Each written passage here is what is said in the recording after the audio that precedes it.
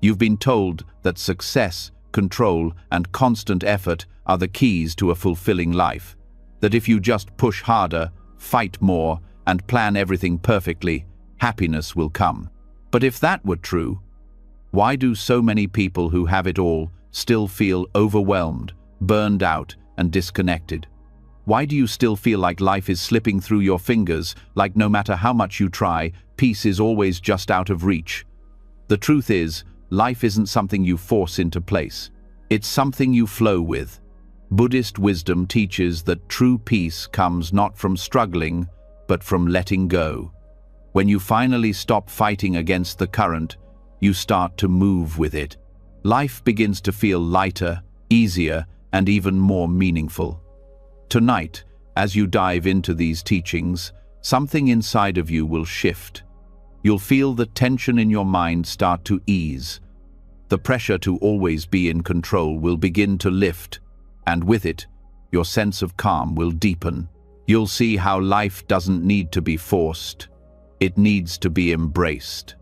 And when you wake up tomorrow, you'll carry that peace with you, moving through the world with more ease, clarity, and trust than ever before. This isn't just another talk to listen to.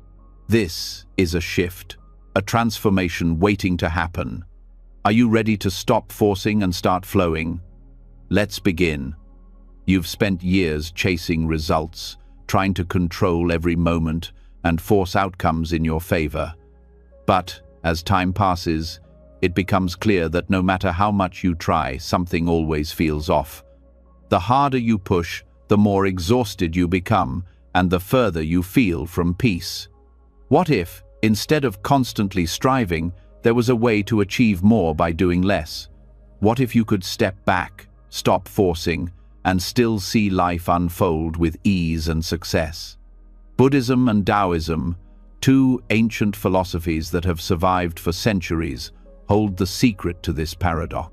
They teach us that sometimes the best way to succeed is to let go. It's about learning to act without forcing, to achieve without striving, and to flow with life instead of fighting against it. This isn't about passivity, it's about aligning yourself with the natural rhythm of life, allowing things to unfold at their own pace. Effortless action is not about doing nothing.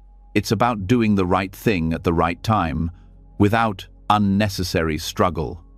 In Taoism, this concept is called Wu Wei, the art of doing without doing.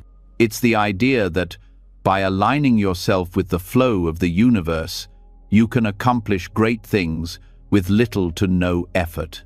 This idea perfectly aligns with Buddhist wisdom, which also emphasizes the importance of letting go of control, of trusting that life will unfold as it should.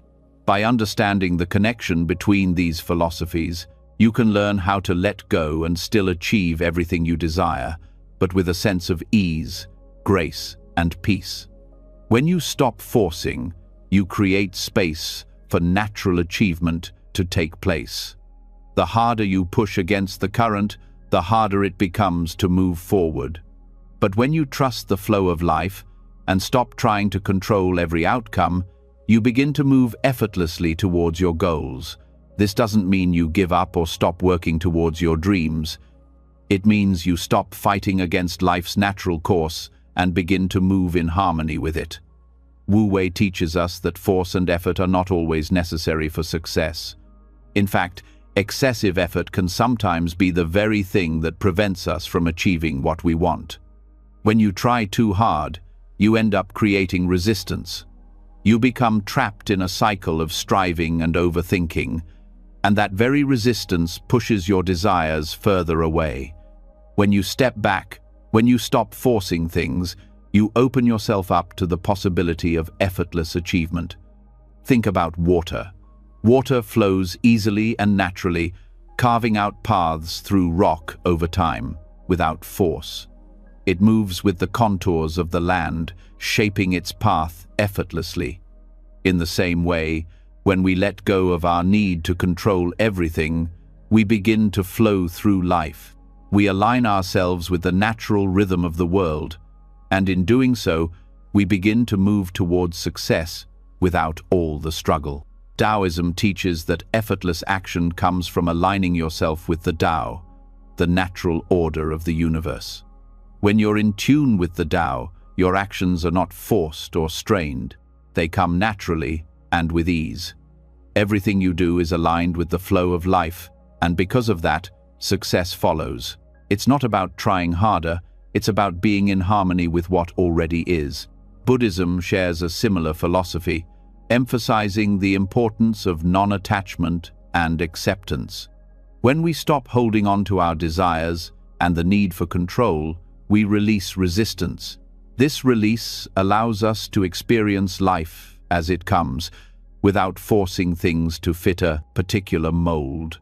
Through mindfulness and letting go of attachment, we create space for things to unfold naturally, which leads to a deeper sense of peace and clarity.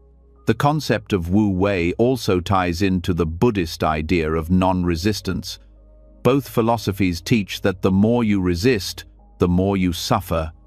When you fight against life's flow, you create friction that makes progress harder. But when you learn to surrender, when you stop forcing outcomes, you start to experience life with ease.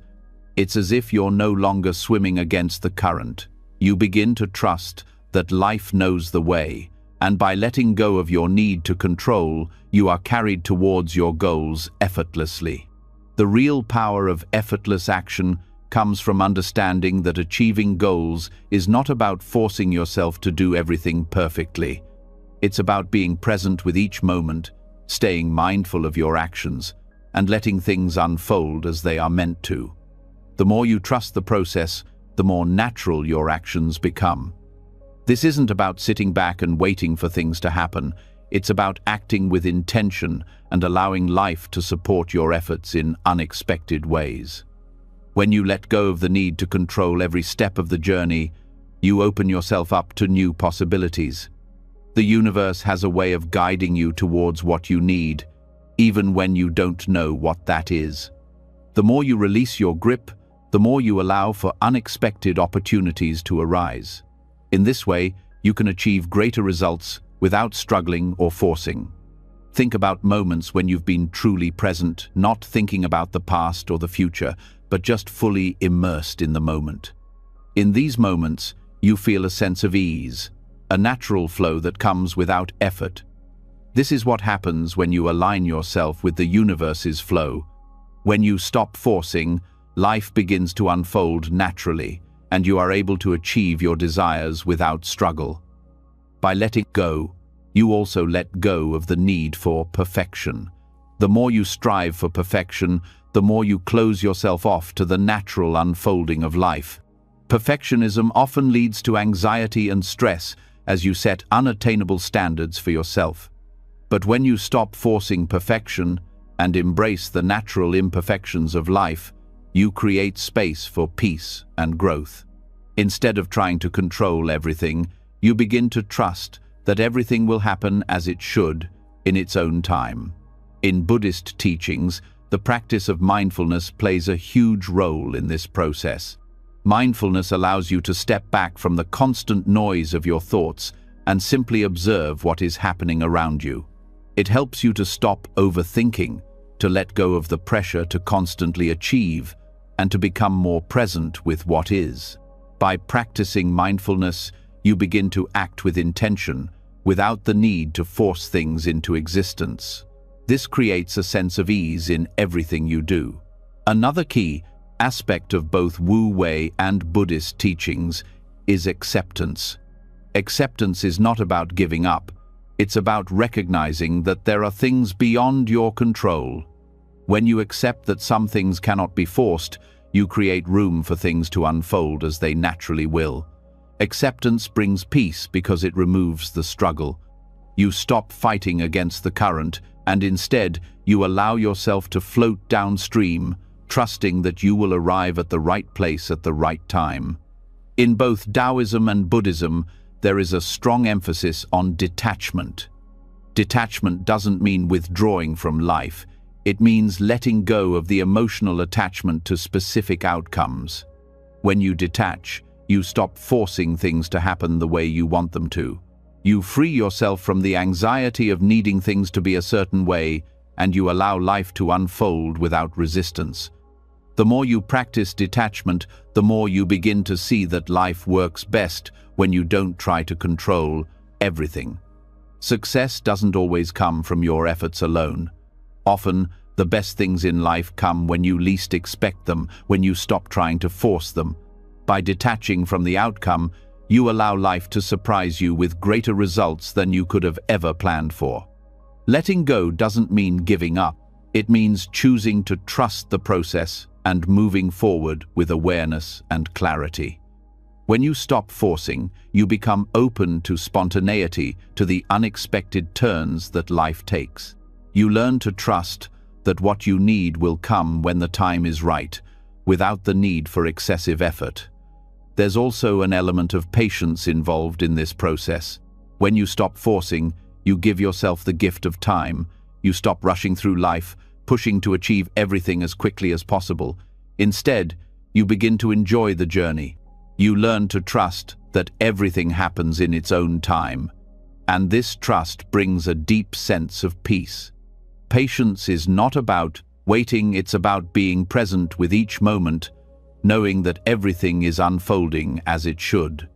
Ultimately, the more you practice effortless action, the more you experience life as it was meant to be, full of ease, peace, and natural flow. When you stop forcing, you make room for creativity to flourish. You allow new ideas to emerge, new paths to unfold, and new possibilities to appear. By surrendering control and trusting in the process, you create a life where success, happiness, and peace come naturally. As you begin to practice letting go and embracing effortless action, you'll start to notice a profound shift in how you experience life. The struggle will fade away, and in its place will be a deep sense of calm. You'll feel more connected to the present moment, more in tune with the rhythm of life, and more open to the blessings that come your way. Wu Wei and Buddhist teachings offer a path to success without struggle, peace without resistance, and happiness without chasing.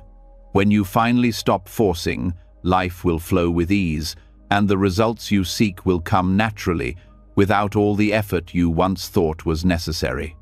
As you start to let go of your need to force outcomes, a subtle shift begins to take place. The struggle that once defined your every move begins to soften, and suddenly you find yourself facing life with a new perspective. This shift opens a door to something deeper, something more profound than simply ceasing to fight. It's the understanding that life has its own rhythm, its own flow, and when you stop resisting it, you enter a space where things begin to unfold effortlessly. This is the essence of surrendering to the flow, and it's not about giving up, it's about releasing the tight grip of control and allowing life to work with you rather than against you. At the heart of Buddhist wisdom is the concept of non-resistance, a principle that teaches us to stop pushing against life's current and instead flow with it. This is not about passivity or resignation, but about stepping into a deeper connection with the universe, trusting that everything is unfolding exactly as it should. The more you resist, the more you create friction, and the more life feels like a battle. But when you allow yourself to surrender, to stop fighting against what is, you become aligned with a natural force greater than yourself. This is where real transformation begins. In Buddhist teachings, non-resistance is often described as acceptance. It's the practice of embracing life as it is, without judgment, without trying to change every circumstance to fit your desires. By surrendering to life's flow, you stop creating unnecessary tension and instead become open to the beauty and wisdom that each moment holds. It's a shift from fighting the present to fully participating in it, no matter what it brings. This act of surrender is not about being passive in the face of difficulty, it's about choosing not to react from a place of resistance, fear, or frustration. It's choosing to meet life's challenges with acceptance and grace, trusting that, just like the changing seasons, This too shall pass. Non-resistance allows you to meet each experience without the burden of trying to control or force it, and in doing so, you allow yourself to be present, to truly experience life. When you surrender, you begin to realize that control is an illusion. For years, you may have believed that if you could just manage every aspect of your life, your relationships, your job, your goals, you would be happy and secure. But over time, you come to see that control only breeds anxiety. It keeps you tethered to the fear of losing what you think you have, or failing at what you think you should be achieving. The truth is, life is constantly changing, and you cannot control it all. Surrendering is not about giving up on your goals, it's about giving up on your need to control every step of the process. One of the most profound aspects of non-resistance is the realization that when you stop fighting against life, you start to trust in it more deeply. It's like letting go of the reins of a horse. You allow the horse to guide you, and in return, the ride becomes smoother, more natural. You stop trying to dictate every turn, and instead, you allow the experience to unfold. The more you trust the flow of life, the more you see how everything works together in ways you could never have planned or controlled. When you surrender, you open yourself to a higher intelligence, a force that knows far better than you what's best for you. Surrendering also teaches you to accept what is beyond your control. Life brings with it pain, loss, and challenges. For most of us, our natural instinct is to resist these experiences, to wish they weren't happening, or to fight against them. But Buddhism teaches us that suffering arises from resisting reality, from wanting things to be different than they are. The more you resist what is, the more you suffer. But when you stop fighting, when you stop demanding that things be other than they are, you create space for healing and transformation. Surrendering doesn't mean giving up or becoming passive. It means letting go of the need to control the uncontrollable and accepting the moment for what it is. This doesn't mean you stop making efforts or setting intentions. It means that you stop tying your happiness to the outcome. You stop attaching yourself to a specific result. Instead, you focus on the process, the steps you take, the lessons you learn, and the experiences you gain along the way. By surrendering the need for specific results, you open yourself to the full spectrum of life's experiences. You may not always get what you want, but you'll receive exactly what you need. A key component of non-resistance is letting go of attachment. In Buddhist philosophy, attachment is seen as the root of suffering. We attach ourselves to ideas, people, outcomes, and material possessions, thinking they will bring us lasting happiness. But when these things change or disappear, as they inevitably do, we feel pain and loss. Non-resistance teaches us to hold things lightly, to enjoy them while they're here, but not to cling to them as if they are permanent. Everything in life is transient, and when we learn to release our attachment to these fleeting things, we create space for something deeper and more enduring. The process of surrendering also leads to a deeper sense of peace. When you stop resisting, you stop creating unnecessary stress and tension in your life. You begin to feel lighter, more open, and more connected to the world around you. By surrendering, you stop fighting against life's natural flow, and in doing so, you allow yourself to flow with it. This creates a profound sense of peace that can only be experienced when you stop trying to control the uncontrollable. This peace is not the absence of challenges, but the acceptance of them as a part of life's journey. Another aspect of non-resistance is patience.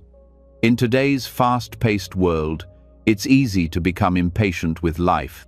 We want things to happen quickly, we want results now, and we want our plans to unfold as we expect.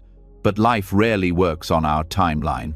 By surrendering to the flow of life, you learn to be patient not just with others, but with yourself. Patience is not waiting idly for something to happen.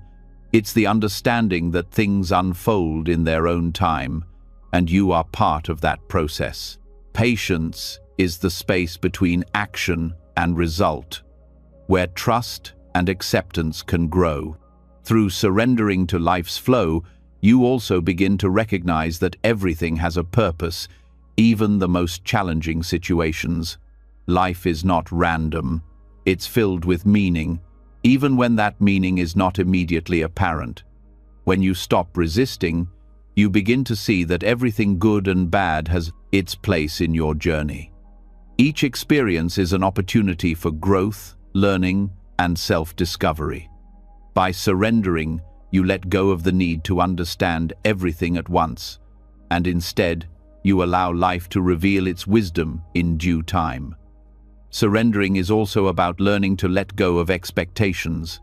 Expectations are a form of resistance. They're a mental image of how things should be, and when things don't go as planned, it leads to frustration, disappointment, and sometimes even despair. By surrendering expectations, you free yourself from the constant pressure to control the outcome. You open yourself up to the possibility of something better, something you may not have even imagined. Non-resistance is about releasing the need for life to be a certain way and trusting that whatever comes is exactly what you need at this moment. One of the most transformative aspects of surrendering to the flow of life is the awakening of wisdom. When you stop fighting, you create space for clarity and insight to emerge. Surrender allows you to see things more clearly, without the fog of desire, attachment, or resistance clouding your perception. In this clarity, you can make decisions that are in alignment with your true self, rather than decisions driven by fear or insecurity. Wisdom arises naturally when you stop fighting against life and begin to embrace it as it is. As you begin to practice non-resistance, you also learn the art of forgiveness. Holding on to grudges or past hurts is a form of resistance. It ties you to the past and keeps you from moving forward. When you surrender, you release the need to hold on to old wounds. You allow yourself to forgive, not for the sake of others, but for your own peace. Forgiveness is not about condoning hurtful behavior. It's about releasing the emotional charge and freeing yourself from the pain of the past. The act of surrendering also deepens your connection with the universe. When you stop trying to control everything, you open yourself to the guidance and support of a greater force. The universe is always in motion, always working in ways that we often cannot see. By surrendering to this greater flow, you begin to trust that everything is working together for your highest good. You stop seeing yourself as separate from the world, and instead, you become one with it.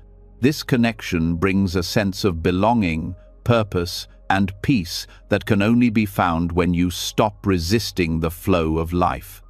Ultimately, surrendering to the flow of life leads to freedom.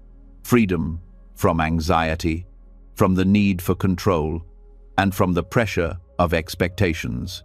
When you stop resisting, you allow yourself to experience life as it is, in all its beauty and unpredictability. This freedom is not the absence of challenges, it's the acceptance of challenges as part of the journey.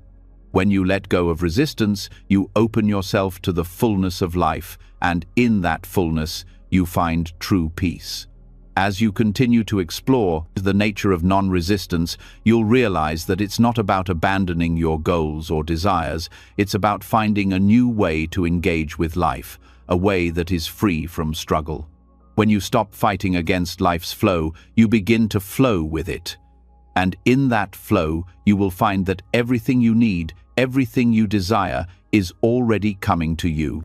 The key is not to force it, but to let go and trust that life will bring you exactly what you need, exactly when you need it.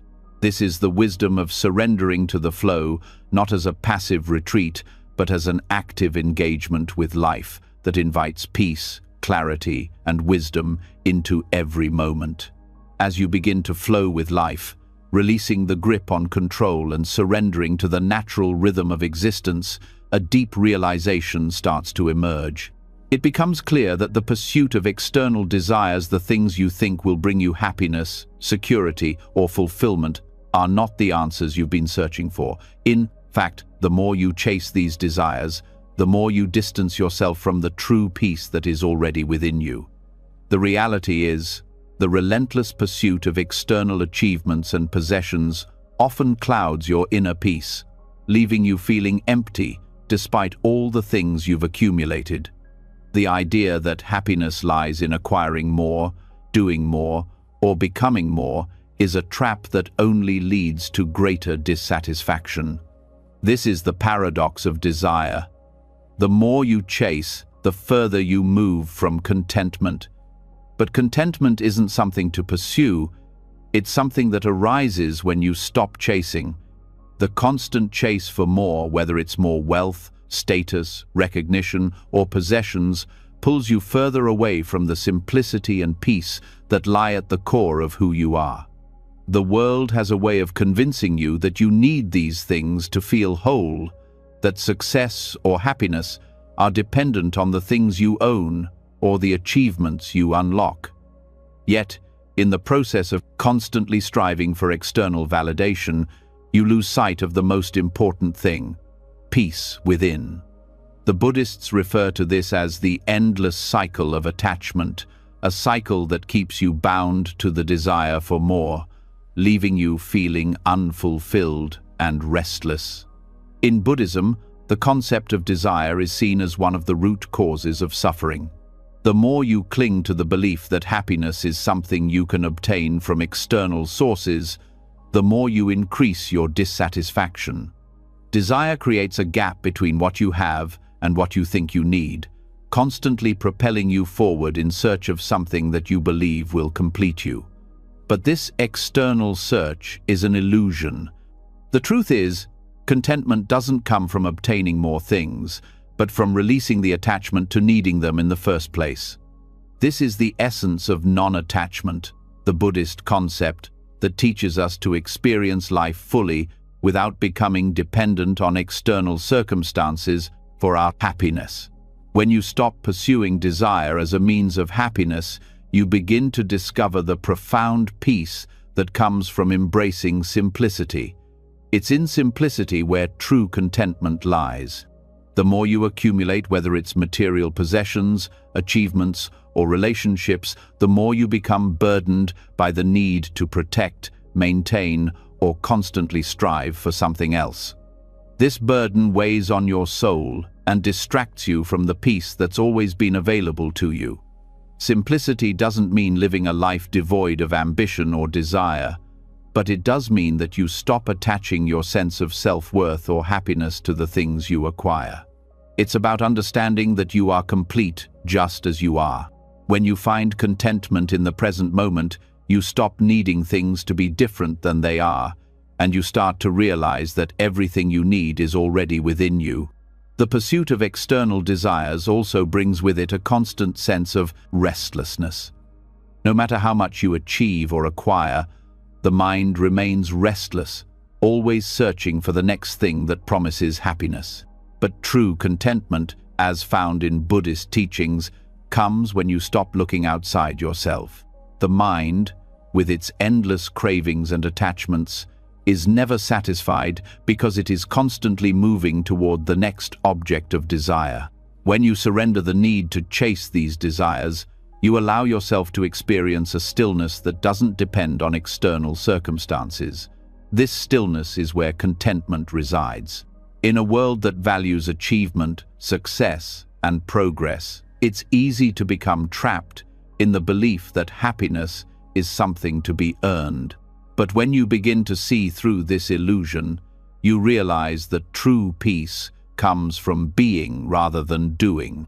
You stop measuring your worth based on accomplishments or possessions, and instead you find satisfaction in the simple act of living. The joy of being alive, of breathing, of experiencing each moment fully is more than enough. This is the fundamental teaching of Buddhism, that suffering arises from attachment to desires and the belief that they are necessary for happiness. The more you chase after external goals, the more you end up creating a sense of emptiness when you finally attain them. But when you shift your focus from desire to contentment, you start to experience life in a deeper, more meaningful way. Contentment comes from the realization that you don't need anything to be happy, because happiness is already here, in the present moment. One of the most profound ways to cultivate this sense of contentment is through mindfulness. Mindfulness is the practice of being fully present, not lost in thoughts about the past or future. It's about experiencing the present moment as it is, without judgment or expectation. When you are truly present, you stop chasing after the future and let go of the past. You experience life as it is, and in that experience, you find peace.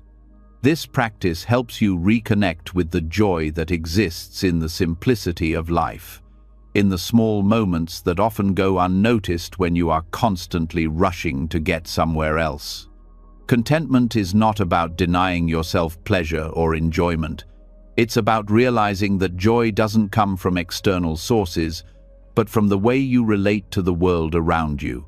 When you stop seeking validation or external rewards, you begin to cultivate a deep sense of peace and fulfillment. This inner peace becomes a source of strength, something that is not dependent on circumstances or outcomes. When you stop focusing on acquiring more, you begin to appreciate what you already have. This shift in perspective allows you to experience gratitude for the present moment and for the simple pleasures in life, like the warmth of the sun on your face, the sound of birds singing, or the feeling of a loved one's touch. These small moments of joy are often overlooked when you are chasing after something bigger or better. But when you practice contentment, you begin to see the abundance that is already present in your life. The more you practice contentment, the more you realize that true wealth lies not in possessions, but in peace of mind. When you let go of the need for more, you create space for a deeper connection with yourself and with others. The desire for more is often driven by a sense of lack, a belief that you are incomplete without something. But when you recognize that you are already whole, you stop chasing external things to fill the void. This recognition is liberating, as it frees you from the endless cycle of craving and dissatisfaction. Another key to contentment is embracing impermanence. Everything in life is temporary, and the more you cling to things, the more you increase your suffering. When you let go of the need to control everything or hold on to things forever, you begin to experience peace. Impermanence is a natural part of life, and when you accept it, you stop resisting the changes that come your way. This acceptance allows you to flow with life rather than fight against it, and in this flow, you find contentment. Contentment is also about being at peace with yourself. So often, we look outside ourselves for happiness, believing that the right circumstances or achievements will finally make us feel fulfilled. But true contentment comes when you stop seeking approval or validation from others. You begin to appreciate your own worth just as you are, without needing to prove anything. When you are at peace with yourself, you stop needing to chase after things to feel good enough. You recognize that you are already enough, and that is the foundation of true contentment. This journey towards contentment is not about being passive or avoiding challenges. It's about finding peace within yourself, regardless of the external circumstances. Life will always present challenges, but when you cultivate contentment, you face those challenges with a sense of inner peace, knowing that you don't need anything outside yourself to be happy. You are already whole. And in that realization, you find the greatest happiness of all, a peace that comes from within, unaffected by the constant chase for external desires. As you stop chasing after external desires and shift your focus inward, you begin to live in a way that is truly fulfilling. You stop measuring your worth by what you have or what you've accomplished, and you begin to appreciate life for what it is. Contentment becomes not just a state of mind, but a way of living, a living that is simple, peaceful, and full of joy. And in this simplicity, you find the richness of life itself.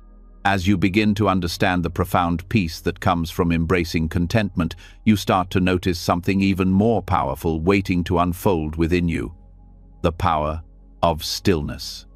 In a world that constantly pushes you to do more, achieve more, and keep moving forward, there is an essential practice often overlooked: mindful inaction. The idea that inaction can be a powerful tool for peace may seem counterintuitive, but in Buddhist teachings, it's one of the most transformative practices you can adopt. When you stop chasing external desires, and even start to slow down your actions, you create a space within yourself where clarity and peace can naturally arise. Stillness isn't about doing nothing. It's about creating a space where your mind and body are in harmony, where your thoughts and emotions don't control your every move. In this space, you are free to simply be. And in that being, you discover a profound sense of clarity that is more powerful than any action could ever bring. Buddhism teaches that the mind is often restless, constantly moving from thought to thought, worry to worry, and desire to desire. This restless state prevents us from experiencing true peace. When we embrace stillness, we quiet the mind, creating a gap where wisdom and clarity can arise. This is not a passive stillness, it's a purposeful quieting, a mindful inaction that allows us to let go of distractions and focus on the present moment. The power of mindful inaction is rooted in the concept of presence. To be fully present in each moment is to let go of the need to constantly be doing, thinking, or achieving. It's in this state of presence that you begin to notice what's truly important: the quiet space between breaths, the subtle sensations in your body, the simple beauty of being alive. In this stillness, you stop reacting to life from a place of anxiety or desire, and instead start responding with clarity, compassion, and wisdom. When you practice mindful inaction, you also practice non-attachment. You release the need to control outcomes or manipulate situations. Instead of trying to force things into being, you allow them to unfold naturally. This doesn't mean you stop taking action in the world. It means that you no longer feel the constant pressure to act out of fear, habit, or the desire to control. Instead, you take action from a place of inner stillness, clarity, and trust. You move with the flow of life rather than against it. In Buddhism, stillness is often seen as a form of meditation. Meditation isn't about forcing your mind to be quiet, it's about allowing it to settle naturally. Through the practice of meditation, you learn to become aware of your thoughts without getting caught up in them. You watch them come and go without judgment. This is the essence of mindful inaction, observing life as it is, without feeling the need to react or control. It's in this state of awareness that you begin to experience the world with greater clarity and peace. The idea of mindful inaction also ties into the Buddhist principle of non-resistance. When you stop resisting life's flow, you stop pushing against things that don't go as planned. Instead of reacting in frustration or anxiety, you accept what is happening, trusting that it's all part of a larger process. This acceptance allows you to move through life with ease, without getting tangled up in unnecessary struggles. Inaction here isn't about doing nothing, it's about doing nothing that doesn't align with your true purpose and allowing everything to unfold naturally. In a society that glorifies constant doing, mindful inaction can feel uncomfortable at first. We are conditioned to believe that if we're not doing something, we're not being productive. But what if true productivity lies not in doing more, but in doing less, and doing it with intention? Mindful inaction allows you to step back, take a deep breath, and reflect before taking action. This space of reflection gives you the clarity to make decisions with purpose, rather than reacting impulsively. Stillness in action, in the Buddhist sense, is about making decisions from a place of calm, not stress or overwhelm. When you're constantly on the go, constantly reacting, it's easy to make choices based on fear, worry, or habit. But when you create space for stillness, you allow your mind to clear, and with that clarity, your choices become more aligned with your true values. You act from a place of wisdom, not anxiety. This process of slowing down and practicing mindful inaction also helps you cultivate greater awareness of your emotions. When you're constantly on the move, emotions can build up without you even noticing. You may feel overwhelmed, stressed, or frustrated, but not fully aware of why. But when you pause, when you allow yourself to sit in stillness, you begin to notice the subtle emotions that arise within you. This awareness allows you to process your feelings rather than reacting to them impulsively. You can then choose how to respond to your emotions rather than being controlled by them. Buddhism teaches that suffering arises from our attachment to the idea that life should be a certain way. We resist things that we don't want, and in doing so, we create more suffering. Stillness and mindful inaction give you the opportunity to step back from this resistance. By simply sitting with what is, without trying to change or control it, you allow yourself to accept reality as it is. This acceptance, in turn, releases the suffering that comes from resisting life's flow. As you practice stillness, you may begin to notice something profound happening inside of you. Your mind becomes less cluttered, your heart more open. You start to feel a deeper connection to the world around you, not because you're striving to make things happen, but because you're simply allowing things to be as they are. This sense of connectedness is the natural result of mindful inaction. You become attuned to life's subtleties, to the flow of energy around you, and you find peace in just being present. Mindful inaction also allows you to develop a deeper connection with your own intuition. When you're constantly busy and distracted, it's easy to lose touch with your inner wisdom. But when you practice stillness, you create the space necessary for your intuition to rise to the surface. You begin to trust that inner voice, the quiet knowing that guides you toward your true purpose. This is not a mind that is frantic or filled with noise. It is a mind at peace, listening to the wisdom that arises from within. Another important aspect of mindful inaction is its relationship to patience. We live in a culture that values speed and immediacy, but Buddhism teaches us that true change comes slowly, through continuous practice and inner growth. Patience is the foundation of mindful inaction. It's about trusting that everything will unfold in its own time and knowing that rushing through life won't bring you closer to your goals.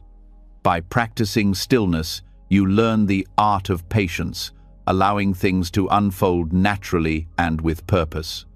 As you cultivate this stillness, you begin to notice that the world around you becomes clearer. The constant noise, the endless demands of the outside world begin to fade into the background. In this space of quiet, you gain a new perspective. You start to see things with greater clarity, people, situations, and even yourself. This clarity is one of the most powerful gifts of mindful inaction. It allows you to navigate the world with calm and wisdom, no longer reacting impulsively to every situation. In Buddhism, mindful inaction is not about withdrawing from life, but about engaging with it from a place of peace and balance. It's about finding harmony between action and stillness. You can still be active, still work toward your goals, but you do so with an awareness that comes from within. You are no longer pushed by external pressures or internal anxieties. Instead, you act with intention, from a place of inner calm. In this practice, you'll also find that stillness brings about a sense of freedom. When you're constantly in motion, constantly doing, there's little space for true reflection or clarity. Your life becomes a series of reactions and responses driven by external forces. But when you practice mindful inaction, you create the freedom to choose how you respond to life, rather than being carried away by the currents of stress and distraction. You are free to be yourself, to act with purpose, and to live in alignment with your deepest values. Finally, as you continue to practice stillness and mindful inaction, you begin to realize that life itself is a form of meditation. You don't need to escape to a quiet retreat to experience peace. Peace is available to you in every moment, in every breath. By practicing mindful inaction, you step into the present moment with complete awareness, embracing life as it is, without the need to force, control, or change it. And in that acceptance, you find the peace and clarity that you've been searching for all along.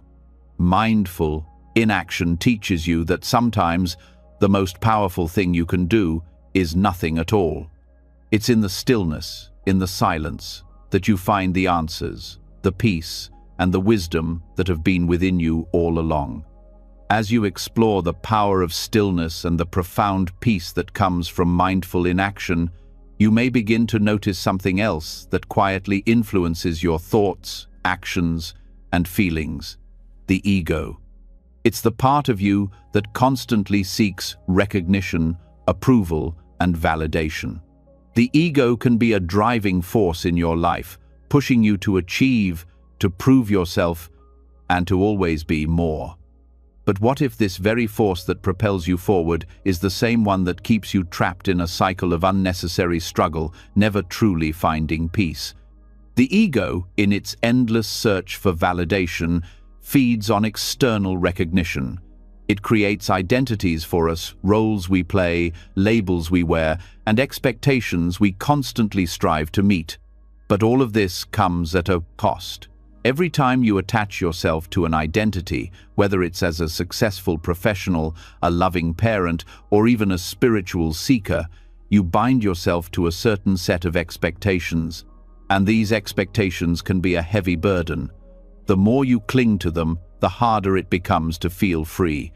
The ego's struggle for validation keeps you locked in a perpetual loop, where you constantly chase something that feels just out of reach.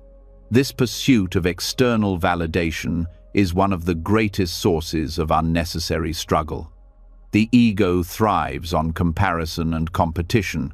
It compares you to others, constantly measuring your worth based on achievements, status, and approval from the outside world. And yet, no matter how much you accomplish, the ego always asks for more. It's a cycle that never ends because the ego's hunger is insatiable. No matter how much you achieve, no matter how many accolades you receive, the ego always wants more. This keeps you trapped in a state of unfulfilled desire, believing that you will only be satisfied once you have attained a certain goal or status. But the truth is, the more you feed the ego, the more it demands.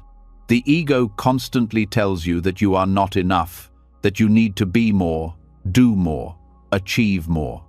This creates a tension in your life, a pressure to keep proving yourself, to keep striving, to keep winning. It makes you feel like you are constantly running a race that never ends, never giving you the chance to just be. The harder you try to meet the ego's demands, the more exhausted you become. And yet, no matter how much you accomplish, you always find yourself yearning for something more. The irony is that the more you try to prove yourself, the further you get from the truth of who you really are. The ego convinces you that your worth is tied to your accomplishments and the validation you receive from others. But in reality, your true worth has always been within you, untouched by the demands of external validation.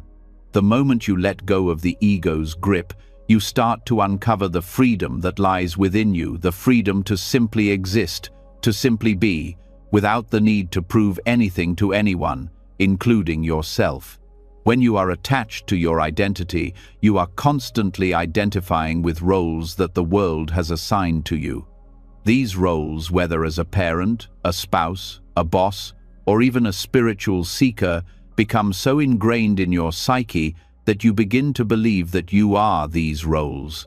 The moment you identify with any external label, you create a rigid structure for yourself, one that keeps you locked in a narrow perception of who you are and what you can be.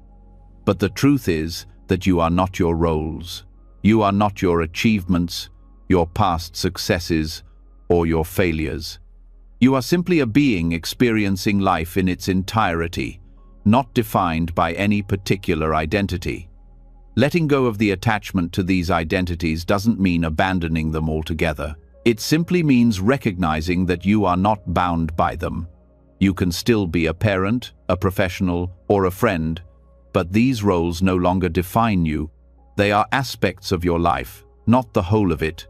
When you release the attachment to your identity, you start to see yourself as a whole person, not fragmented into different parts that are constantly at odds with each other.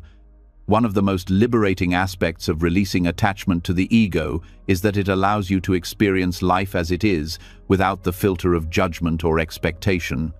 When you let go of the need to constantly prove your worth, you stop comparing yourself to others.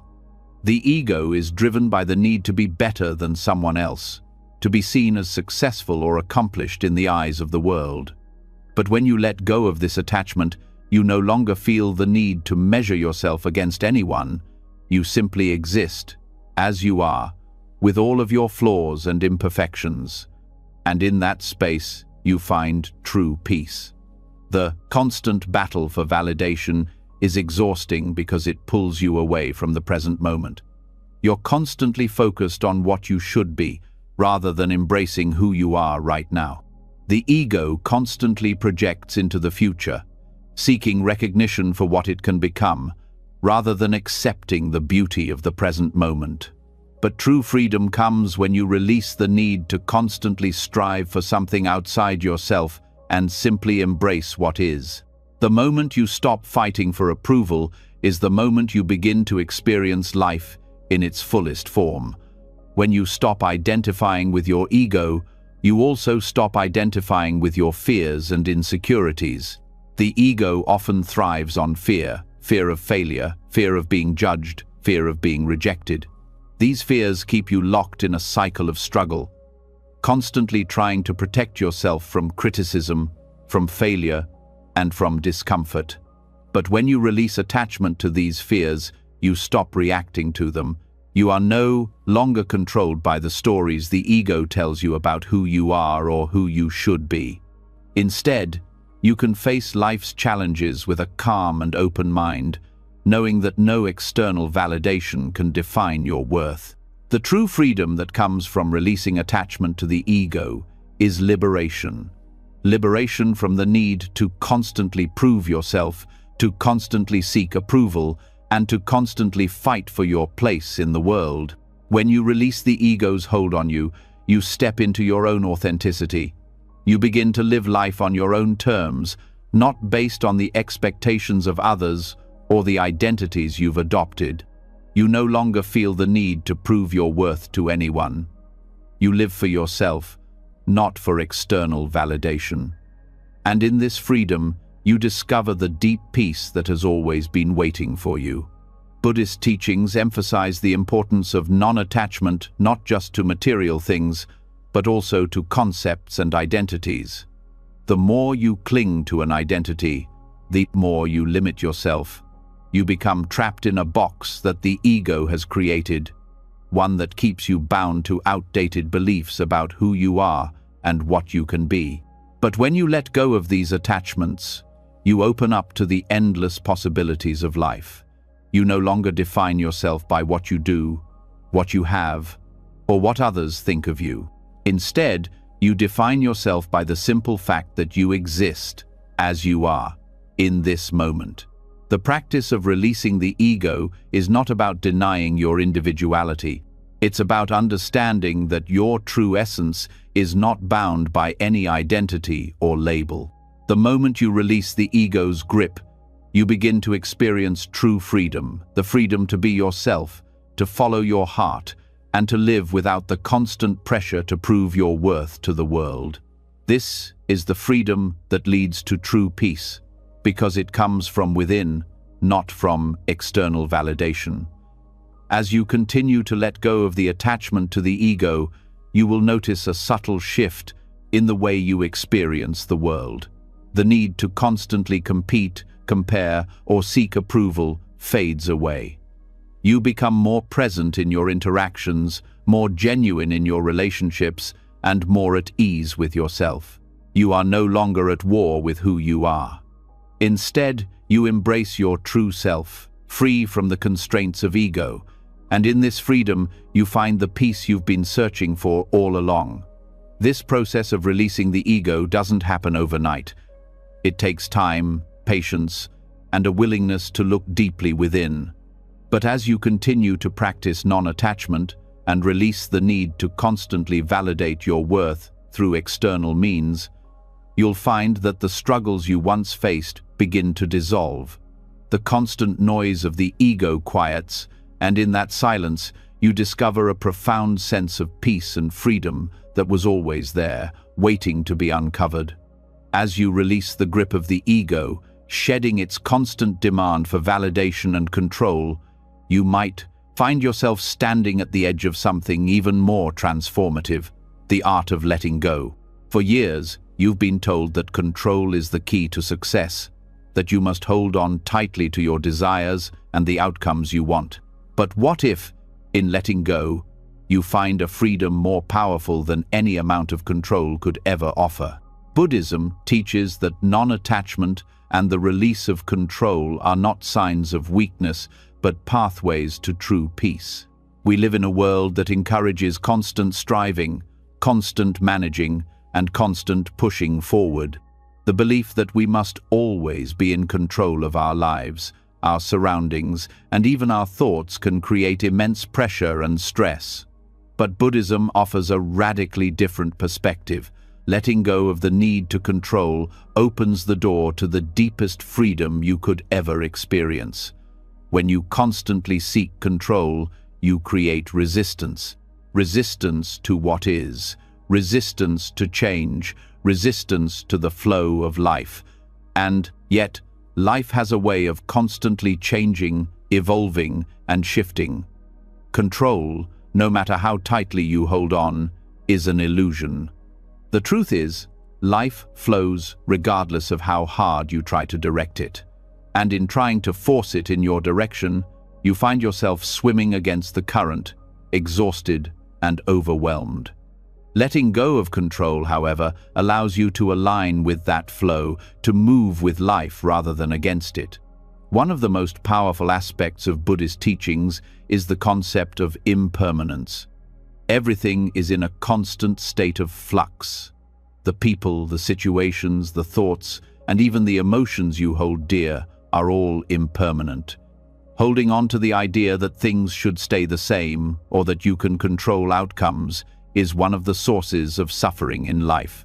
When you cling to the illusion of permanence, you set yourself up for disappointment and pain. But when you embrace the fact that everything is temporary, you create space for peace and acceptance. Letting go isn't about giving up, it's about accepting what is and allowing things to unfold naturally, without forcing them into the shape you expect them to take. The act of letting go in Buddhism isn't passive resignation, it's an active practice of non-attachment. It's the ability to recognize that while you can make choices and take actions, the results are not in your control. This mindset shifts your focus from constantly needing to manipulate outcomes to simply doing your best in the present moment and letting life take its course. When you let go, you stop trying to control what happens next, and instead, you cultivate trust. Trust that the universe will deliver what is meant for you in its own time and way. This trust allows you to release anxiety about the future.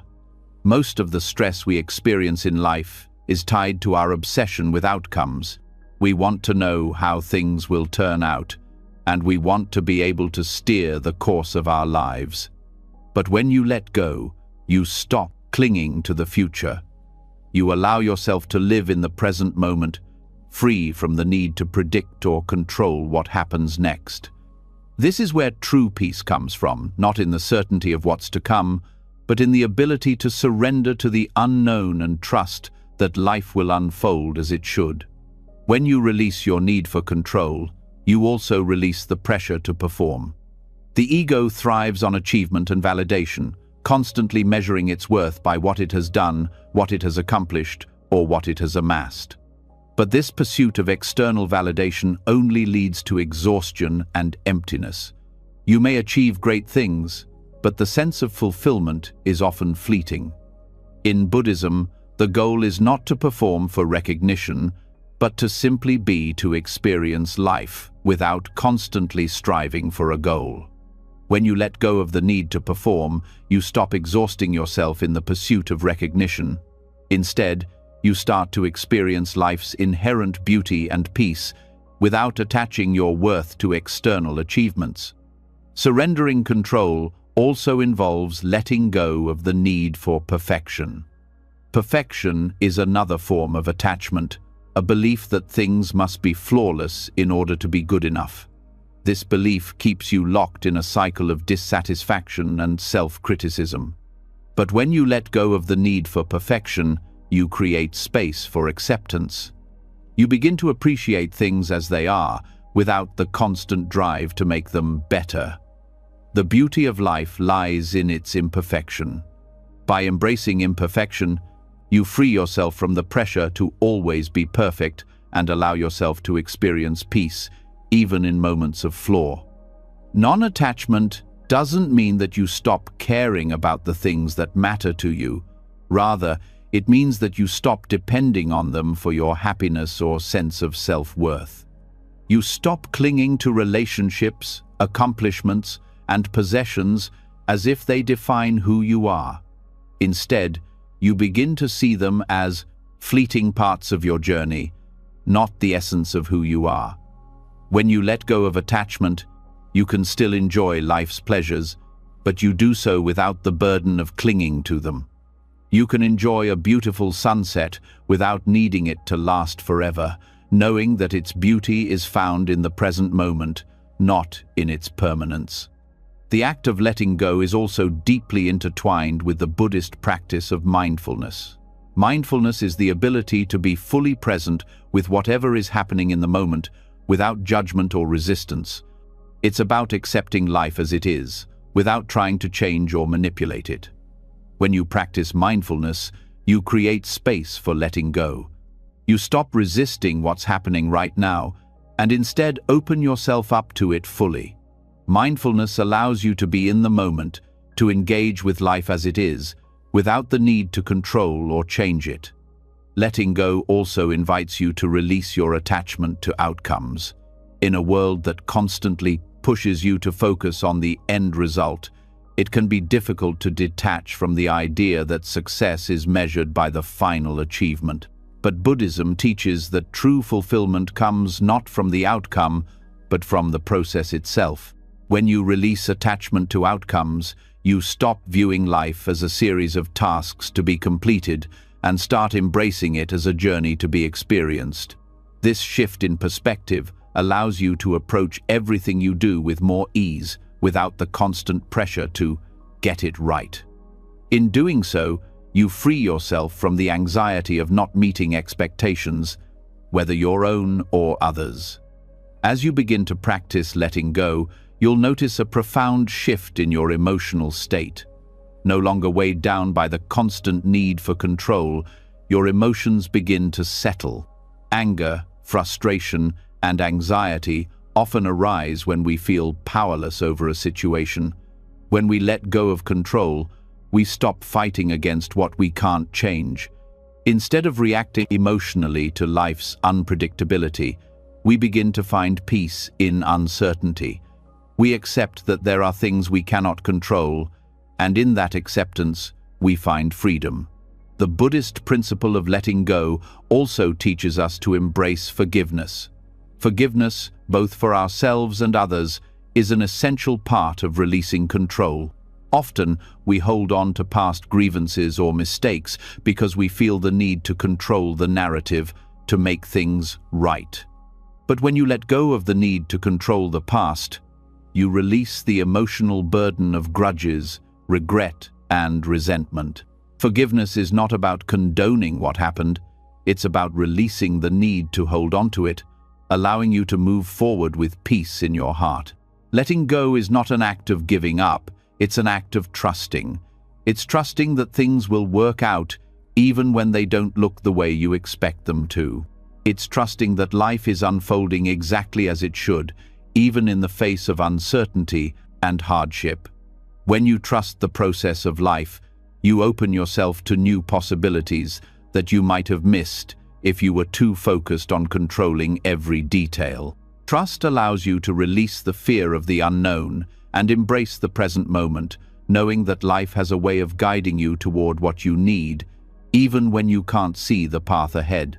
The more you practice letting go, the more you'll feel a sense of peace and freedom that comes from releasing the need to control. This peace isn't passive or complacent, it's an active choice to engage with life without the pressure to manipulate or change it. It's the peace that comes from accepting what is, without resistance.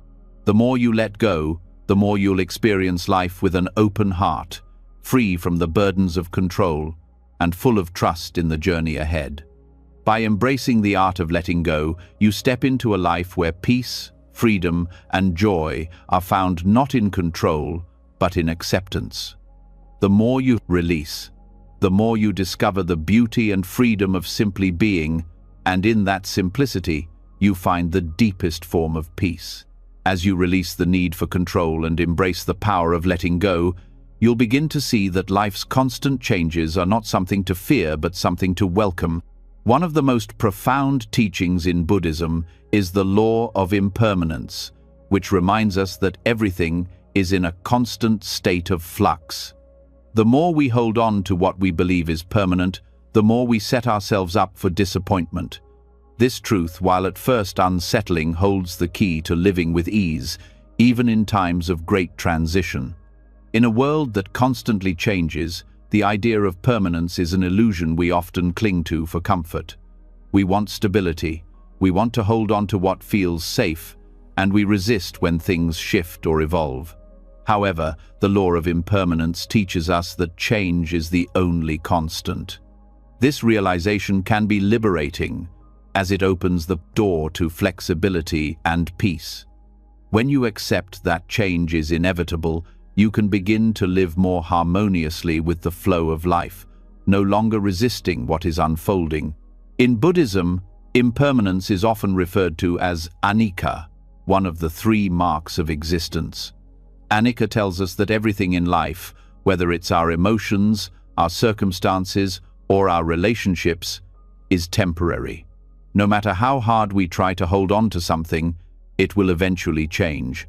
When we understand that impermanence is not something to fear but a natural part of life, we are able to navigate even the most difficult transitions with grace. One of the biggest sources of stress in life comes from our attachment to things that are bound to change. We cling to jobs, relationships, possessions, and even ideas about who we are, fearing that if they change or disappear, we will lose a part of ourselves. But in the Buddhist view, it's not the change itself that causes suffering. It's our resistance to it. The more tightly we hold on, the more difficult the transition becomes. By recognizing the impermanence of all things, we free ourselves from the need to control and protect, allowing us to approach life's changes with a sense of ease. This acceptance of impermanence helps us find balance, especially in times of transition. When something in your life changes, whether it's the end of a relationship, a job change, or a loss, it can feel as though the ground beneath you is shifting. These moments of transition can feel disorienting, even painful, because we tend to resist the discomfort that change brings. But when you accept that change is natural, you begin to see these transitions not as disruptions, but as opportunities for growth. Change isn't something to be feared, it's something to be embraced as a necessary part of life's journey. Impermanence teaches us the importance of letting go at the right moment. Just as a tree sheds its leaves in the fall, we too must release what no longer serves us in order to make space for new growth. The more we cling to what is outdated or past its prime, the more we limit our potential for transformation. By recognizing that all things have their season, we allow ourselves to be present with the changing moments in our lives. This openness to change fosters a deep sense of freedom, because we are no longer burdened by the weight of holding on to things that are beyond our control. What is truly liberating about the law of impermanence is that it encourages us to be more present with what is happening right now. So often, we spend our time longing for the past or worrying about the future, forgetting that the only time we truly have is the present moment. When you understand that every moment is impermanent, you begin to appreciate the fleeting beauty of life as it unfolds. The joy of a moment doesn't come from its permanence, but from its transience. It is the very fact that a moment will pass that makes it precious. Another way the law of impermanence manifests is in the way we experience our emotions.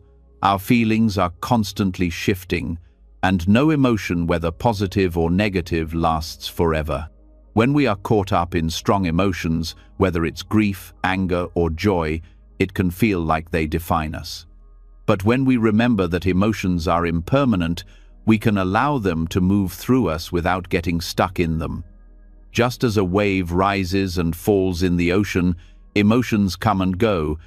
By embracing the impermanence of our feelings, we can experience them fully without being overwhelmed by them.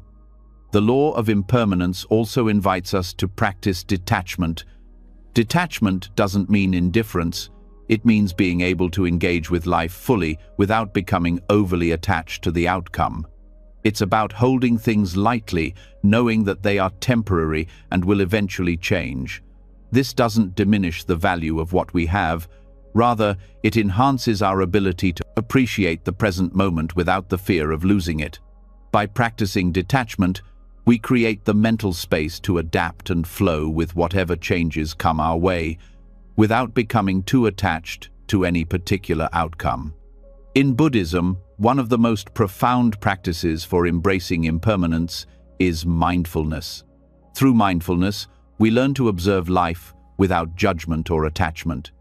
We begin to notice the ebb and flow of our thoughts, emotions, and experiences without becoming trapped by them. Mindfulness allows us to experience change with clarity and awareness, rather than resistance and fear. When we are mindful of impermanence, we become more comfortable with uncertainty and more open to the possibilities that come with it. The realization of impermanence also brings us closer to the understanding of interdependence, the idea that all things are connected and affect each other. Just as the seasons change and influence the natural world, the events in our lives are interconnected and constantly evolving. Nothing exists in isolation. Everything is in a constant state of flux. Understanding this interdependence encourages us to approach life with more humility and compassion, knowing that our actions have an impact on the world around us, and that we are all part of a larger flow. At the heart of impermanence is the concept of letting go of the need for control. Life is unpredictable, and no matter how hard we try to control it, it will always surprise us.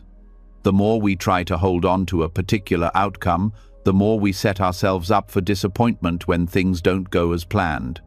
But when we let go of the need to control, we free ourselves from the anxiety that comes with trying to manipulate the future.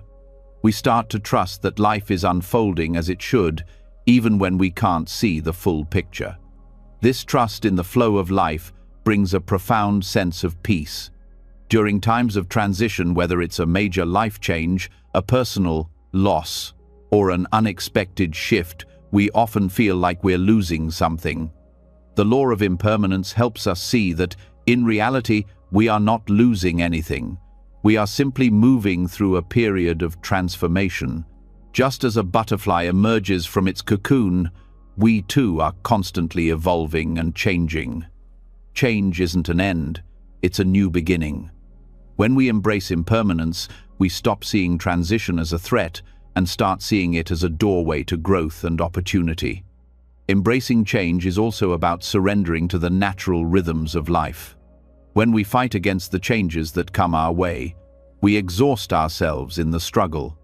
But when we accept change, we align ourselves with the natural flow of life. And in doing so, we open ourselves up to new experiences and new perspectives. The more we resist change, the more difficult it becomes to move forward. But when we accept impermanence, we find ourselves able to flow with the current, navigating life's transitions with ease and grace. As you start to internalize the law of impermanence, you'll notice that your relationship with time shifts. Rather than feeling rushed or anxious about the future, you begin to experience life as it comes, moment by moment.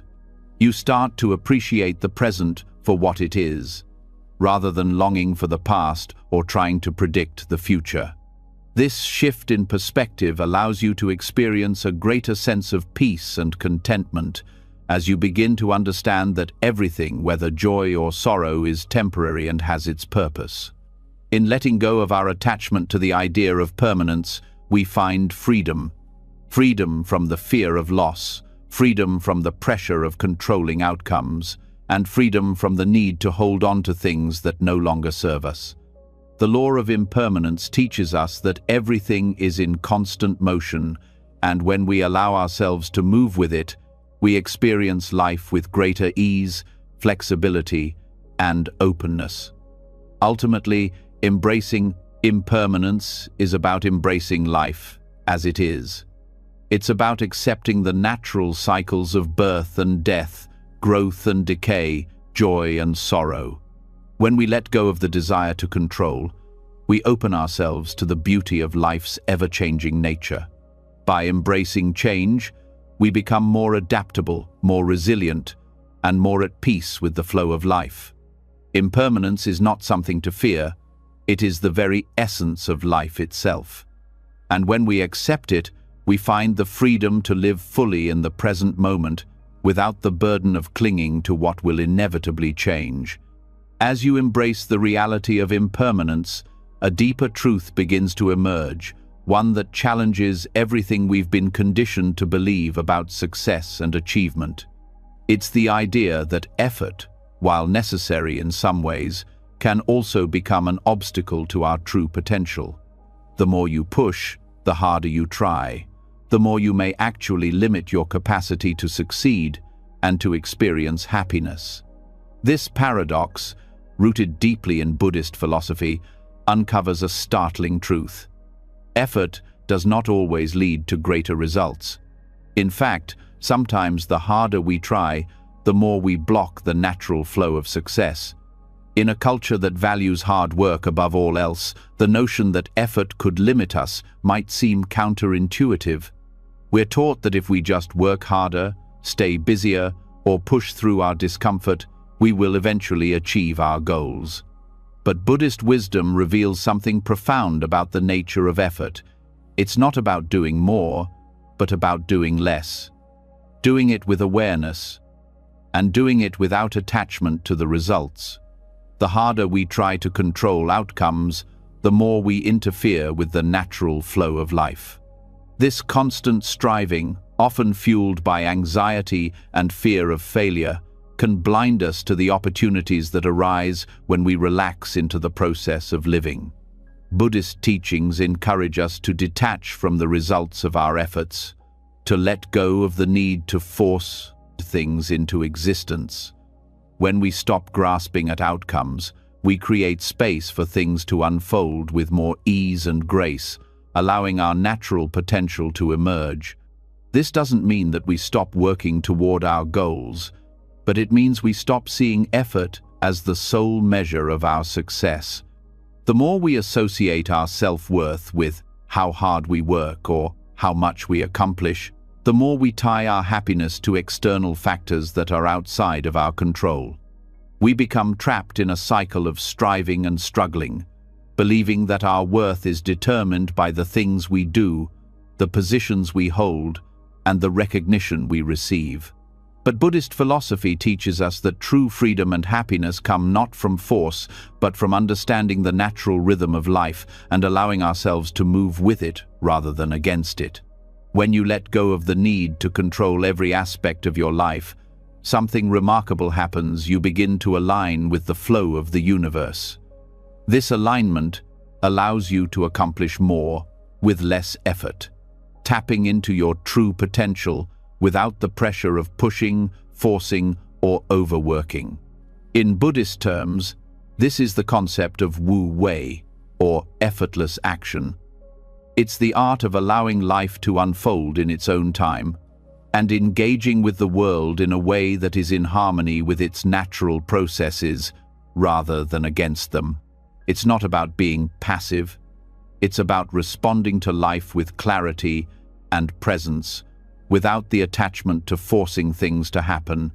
In contrast, the constant focus on effort often leads to burnout, frustration, and a sense of being trapped in a never-ending race. The more we push, the further we feel from the peace and contentment we desire.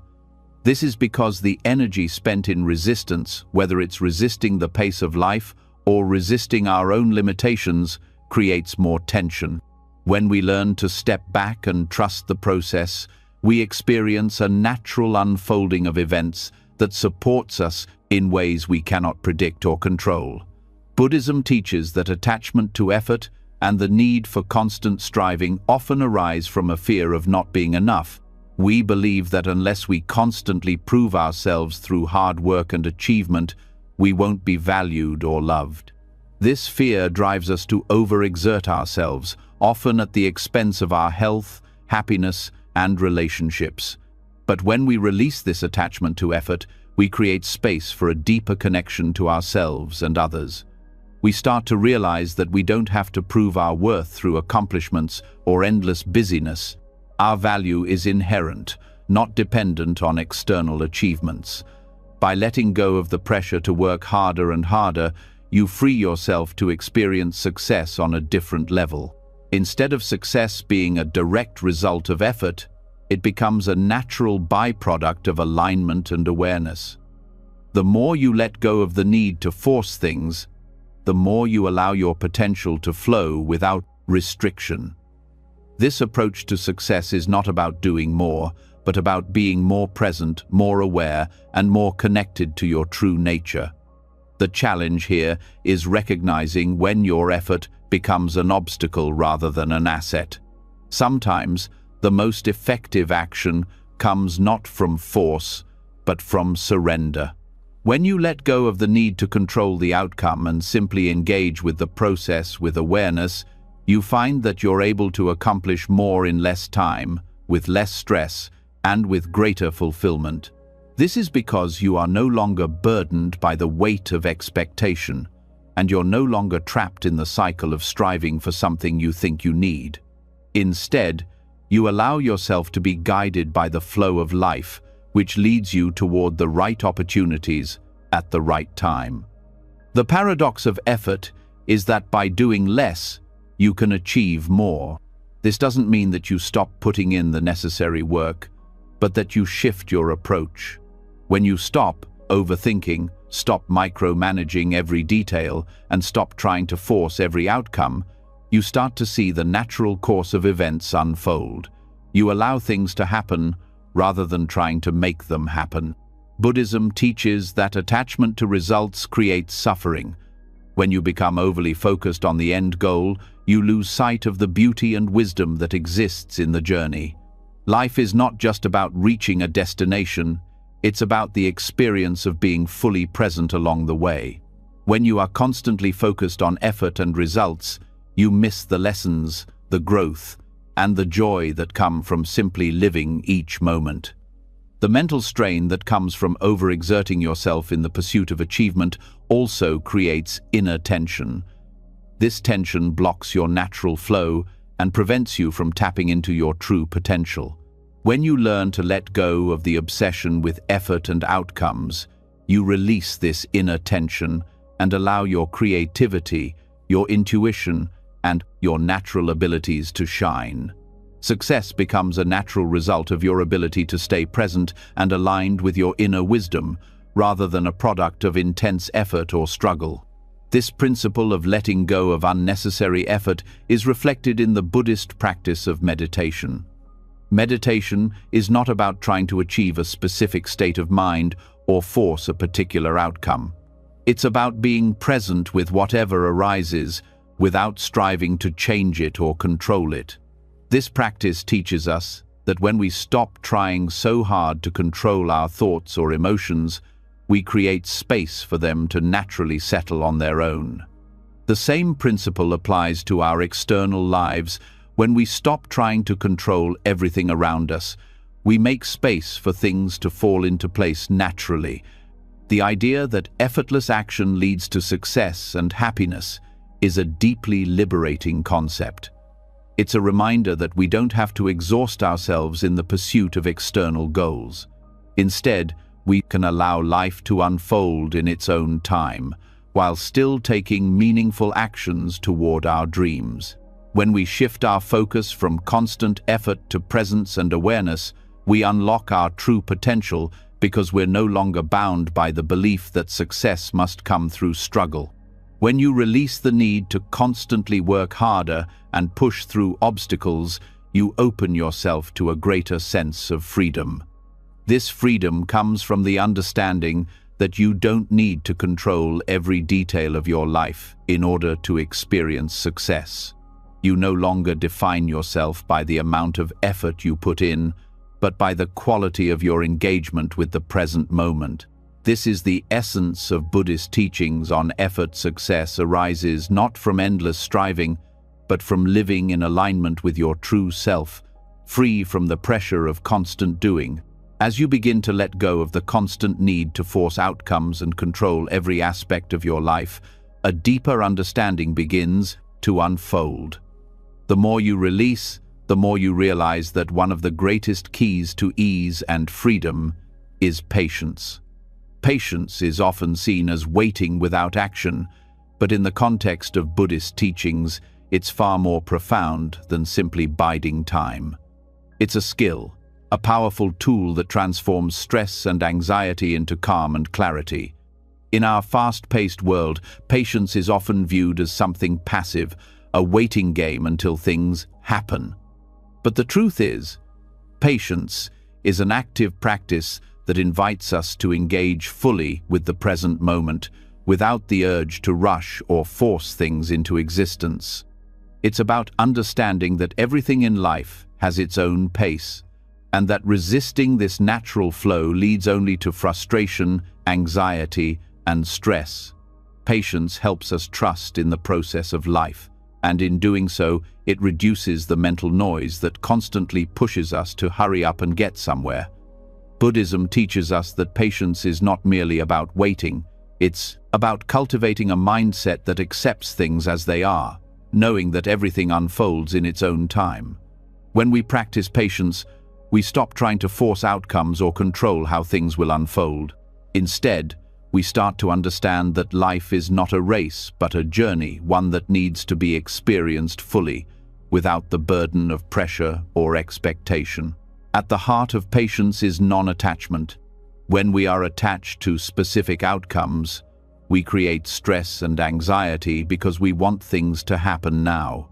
But patience teaches us to release this attachment and trust that things will unfold as they should, even if we don't see the results immediately.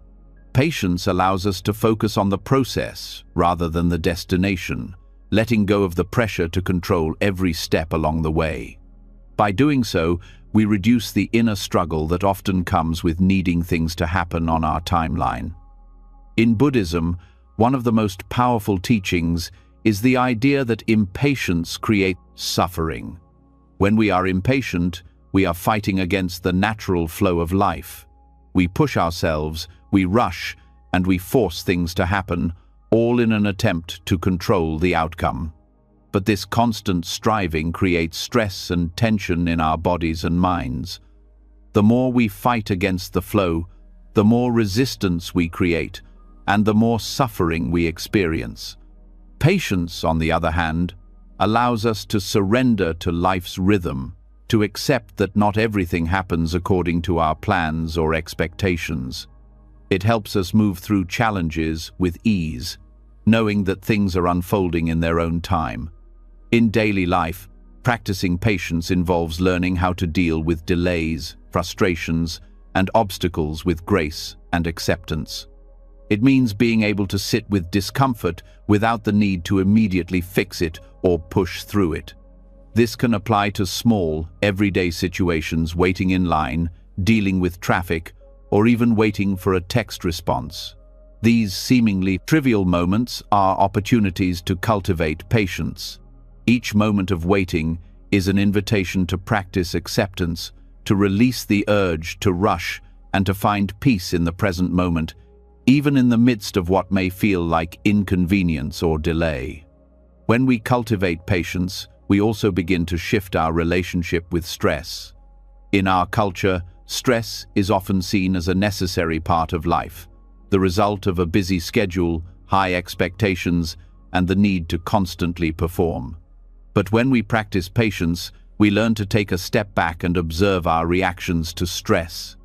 We begin to see that stress is often a result of our resistance to what is. Patience allows us to stop fighting against the discomfort and to embrace the present moment, even when it's not ideal. In doing so, we reduce the mental tension that fuels stress, allowing us to move through difficult situations with more ease and clarity. Patience helps us cultivate resilience. Life is full of challenges, setbacks, and moments of uncertainty. The way we respond to these challenges often determines how much we suffer. When we are impatient, we tend to react impulsively, either by forcing things to happen or by withdrawing into frustration or despair. But patience teaches us to respond with wisdom and understanding. It allows us to weather storms without being overwhelmed, to stay grounded in our center even when the world around us feels chaotic. By practicing patience, we learn to resist the urge to react impulsively, instead choosing to respond with calm and thoughtfulness. Another important aspect of patience is its relationship to self-compassion. When we are impatient with ourselves, we create unnecessary pressure, we demand perfection, we rush through tasks, and we berate ourselves when things don't go as planned. But when we practice patience, we learn to treat ourselves with kindness and understanding. We give ourselves the space to grow, to make mistakes, and to learn at our own pace. This shift in mindset reduces self-criticism and allows us to move through challenges without feeling burdened by guilt or shame. Self-compassion is an essential component of patience because it allows us to be gentle with ourselves, even when we fail to meet our expectations. In Buddhist practice, meditation is a tool that helps cultivate patience. When we sit in stillness, we practice the art of being present with our thoughts and emotions, without the need to change or control them. Meditation teaches us that our thoughts are impermanent. They come and go on their own, without our interference. The more we resist our thoughts or push them away, the stronger they become. But through the practice of meditation, we learn to observe them without attachment or judgment. This observation, this patience with our own mental processes, gradually transforms how we interact with the world around us. Patience also plays a crucial role in personal growth. We live in a world that encourages us to constantly improve and to be better versions of ourselves. But the journey of self-development is not a race. True growth comes not from pushing ourselves to meet external standards, but from understanding and accepting our natural rhythms and limitations. Patience helps us honor where we are on our journey without rushing toward an idealized version of ourselves. It allows us to embrace imperfection and to grow at our own pace, without feeling the pressure to be someone else or to meet someone else's expectations. At a deeper level, patience helps us cultivate a sense of trust in life itself. Life unfolds according to its own rhythms, and often our attempts to control the timing of events only cause unnecessary stress. But when we practice patience, we trust that everything is unfolding as it should, even when it doesn't align with our expectations. Trusting in the timing of life, rather than forcing things to happen when we want them to, allows us to move through life with greater ease and less resistance. It invites a sense of peace, because we no longer feel the need to control every moment or outcome. When we stop rushing and forcing, we begin to experience joy in the process. It's easy to become so focused on the end result that we miss the beauty of the journey itself. Patience allows us to slow down and appreciate each step, each moment, for what it is. This shift in perspective brings greater satisfaction because it encourages us to enjoy life, not just to achieve goals. Patience helps us appreciate the simple pleasures that come with being present in the moment, whether it's enjoying a quiet cup of tea, taking a walk, or having an open conversation with a loved one. In the face of external pressure, practicing patience also helps us stay centered and calm. Life will always bring unexpected events, challenges, and transitions, but when we respond with patience, we protect ourselves from being swept away by the emotional waves of life. Instead of reacting in fear, anger, or frustration, we can pause, breathe, and respond with clarity. This doesn't mean we become passive. It means we develop the wisdom to know when to act and when to wait, trusting that both are necessary for growth and peace. When we cultivate patience, we also become more compassionate toward others. Impatience often leads to frustration, which can cause us to lash out or judge others. But when we practice patience, we become more understanding and tolerant, recognizing that everyone is moving at their own pace. This creates a more harmonious connection with others, as we are less focused on demanding things from them and more open to meeting them where they are. Ultimately, patience teaches us that peace comes from within. When we stop rushing through life and release the pressure to achieve, we find that true happiness is not something we have to chase. It's a state of being, a natural outcome of accepting life as it is. Patience allows us to live in alignment with our true selves, free from the need for external validation or approval. It is through patience that we transform stress into ease, anxiety into calm, and struggle into peace. By cultivating patience, we unlock the freedom to move through life with grace and wisdom, embracing each moment as it comes and trusting that it is enough. As you continue to embrace the power of patience, letting go of the constant need to control and force outcomes, a deeper understanding begins to emerge. Life is not a game of sheer effort and willpower. Instead, it is a delicate balance of intention, action, and letting go. The concept of karma, which teaches us that every action has a ripple effect, shines a light on how overexertion can often lead to unintended consequences. In Buddhism, karma is not just about actions, but also about intentions. Effort, when aligned with peaceful intentions, flows naturally toward positive results, but excessive effort or forceful actions often create unnecessary friction, causing outcomes that do not align with our true desires. The idea that too much effort can be counterproductive may seem surprising. After all, we are often told that the key to success is hard work. Yet, Buddhism reveals a deeper truth. Karma teaches us that when our actions are motivated by attachment, fear, or impatience, the energy behind our actions creates karmic ripples that can result in frustration, burnout, and outcomes that feel disconnected from what we truly want. In other words, the more we force or push for something, the more we risk creating karmic consequences that are not aligned with our inner desires or the greater flow of life. When you act from a place of peaceful intention rather than force, the energy you put into the world is different. It is less about striving for a particular outcome and more about being present, offering what you can, and trusting that the right results will unfold in their own time. Karma operates not only through actions, but also through the energy and motivation behind those actions. When our intentions are pure, not driven by the ego or the need for external validation, the results are more likely to be harmonious and aligned with our true path. However, when we are driven by stress, competition, or the belief that we must work harder to earn our worth, we create friction energy that ultimately leads to outcomes that feel misaligned, no matter how hard we push. Buddhism emphasizes that peaceful intentions are the foundation of creating positive karma. When your actions come from a place of calm, clarity, and compassion, the energy behind those actions supports a peaceful flow of results.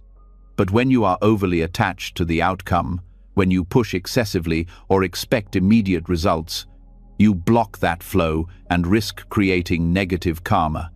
Effortless effort, or Wu Wei, as it is called in Taoism, is about letting go of the need for control and trusting the natural course of events. This approach not only brings peace, but also leads to outcomes that are in harmony with your true desires and the greater good of all involved. It's easy to get caught up in the belief that success only comes with intense, unrelenting effort. This belief stems from a deeply ingrained cultural conditioning that equates success with struggle. But in the Buddhist tradition, effort is seen as a tool, not a force that drives us. When we use effort in alignment with the natural flow of life, when we are mindful of our intentions and actions, it leads to smoother paths and clearer outcomes. Excessive effort, on the other hand, often creates confusion and detours. The more we try to push or manipulate life to meet our desires, the further we move away from true fulfillment. It's a paradox. The more we force, the less we achieve the results we hope for. By releasing attachment to specific outcomes, we allow life to unfold naturally, which often leads to the best result.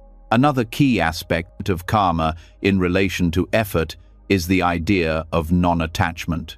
When you are too attached to an outcome, you are more likely to use force in order to make things happen. But the act of attachment itself creates tension. Attachment is born from the belief that something is lacking or missing, which pushes us to overexert ourselves in order to attain it. But in the Buddhist view, attachment leads to suffering. When we release attachment, we stop forcing life's circumstances into a specific mold, and instead, we align ourselves with the natural unfolding of events. This non-attachment allows us to experience life with less tension and more ease, creating positive karma along the way. It's important to recognize that karma is not just about actions, but about motivation. When we act out of genuine care, love, or compassion, the energy behind our actions is far more aligned with the universe's flow than when we act out of fear, greed, or ego.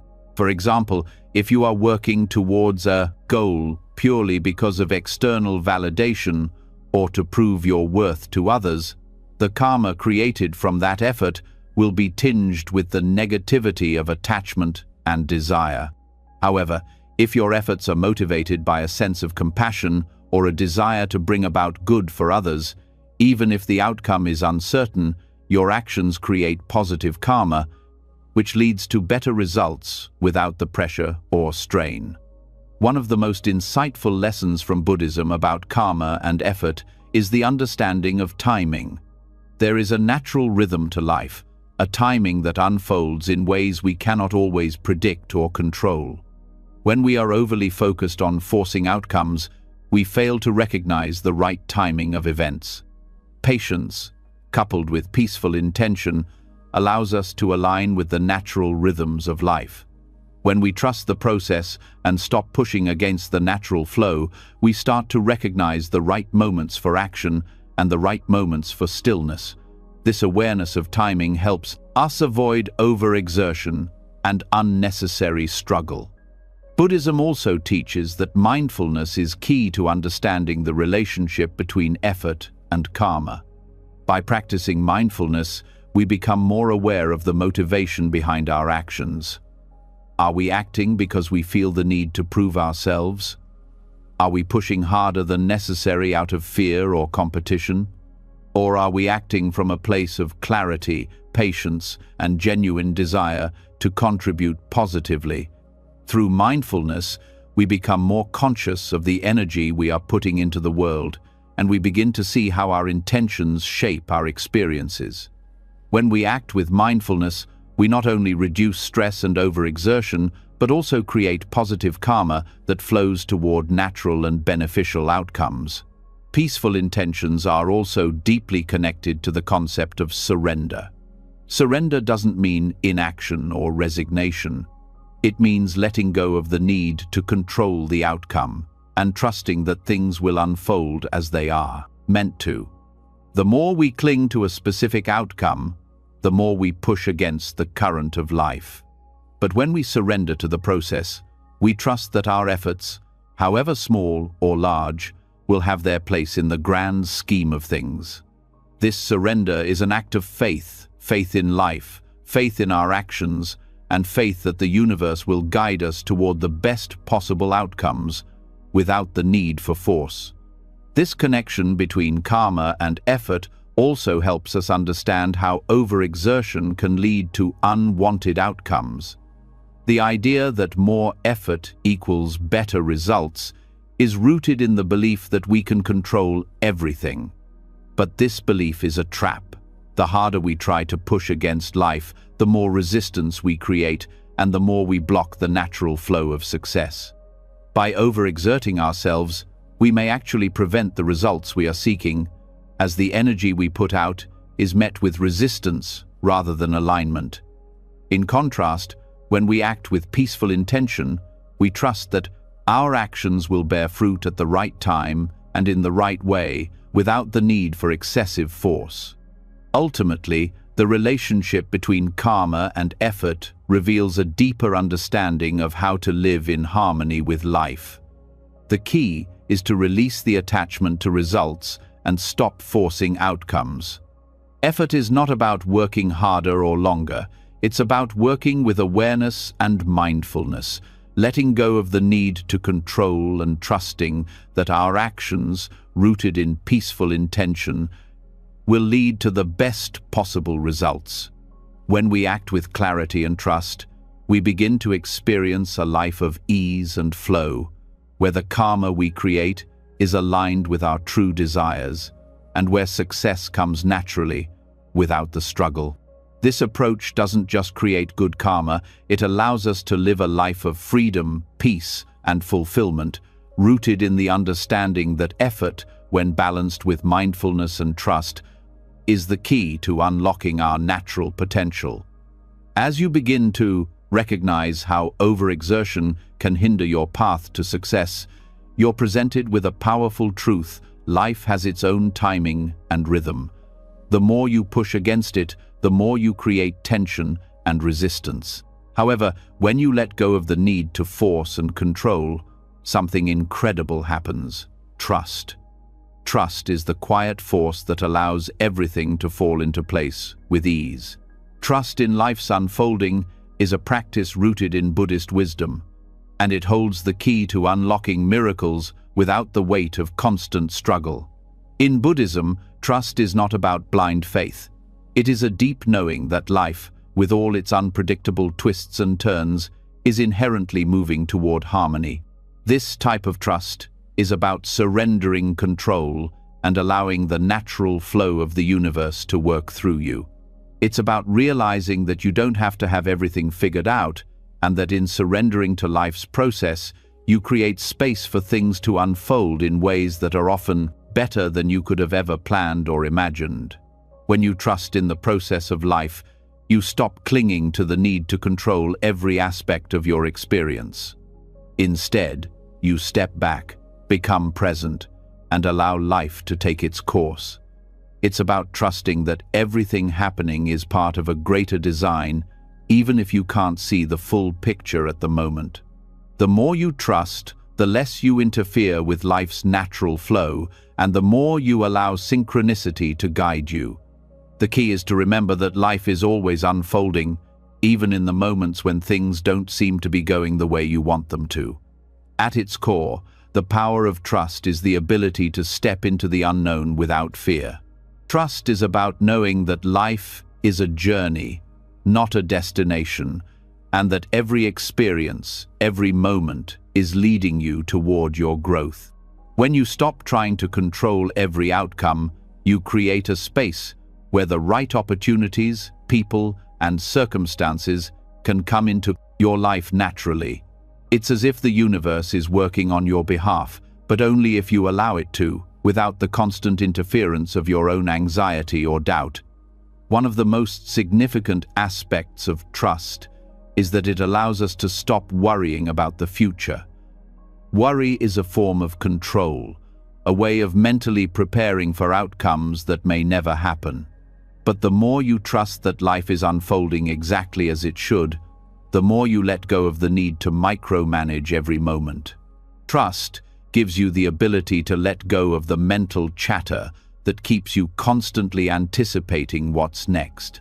The more you trust, the more you experience peace in the present moment, fully engaged with what's happening right now instead of what could happen in the future. Buddhist wisdom teaches that attachment to outcomes is a major source of suffering. We often think that in order to be happy, things must happen in a particular way. We expect things to unfold in a manner that aligns with our desires. But when reality doesn't meet our expectations, we experience frustration. But when we trust in the process of life, we let go of these fixed expectations. We learn to embrace life as it comes, with all its imperfections and surprises. Trust allows us to let go of the need for specific results and simply engage with life as it is, knowing that everything is in constant motion and that this too shall pass. Trust in the process also means embracing uncertainty. Uncertainty is uncomfortable for most people, but the more you trust life, the less you feel the need to control every outcome. You stop holding on to the idea that you need to know exactly how things will turn out. Instead, you learn to be open to the unknown, understanding that some of the best outcomes arise from unexpected circumstances. The more you allow yourself to be comfortable with uncertainty, the more you experience life's flow in its truest sense. You are no longer caught in the grip of needing to have a plan for every moment. Instead, you trust that you will be guided, step by step, without needing to know the full path in advance. The act of trusting life's process also ties directly into patience. Patience isn't about waiting passively for things to happen. It's about engaging with life without the need to rush or force. When you trust in the timing of life, you develop patience not just with external circumstances, but with yourself. You stop rushing through life, trying to achieve more, faster, and better. Instead, you allow each moment to unfold as it should, knowing that everything has its own pace. Trust and patience go hand in hand, because trusting the process allows you to be patient with the way things unfold, even when it takes longer than you expected. Trust also cultivates resilience. Life inevitably brings challenges, obstacles, and discomfort. But when you trust that these experiences are part of the journey, you are better equipped to handle them. Trust allows you to meet difficulties with a sense of acceptance, knowing that they are temporary and will eventually pass. Instead of being overwhelmed by hardship, you recognize that each challenge offers an opportunity for growth. Trusting in the process allows you to embrace adversity without fear, because you understand that every experience, both good and bad, is contributing to your personal evolution. Through trust, we also unlock the power of intuition. The more we release the need to control and force outcomes, the more we create the mental clarity needed to listen to our inner wisdom.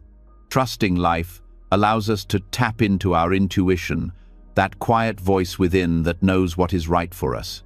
When we're constantly trying to control everything around us, we drown out this inner voice.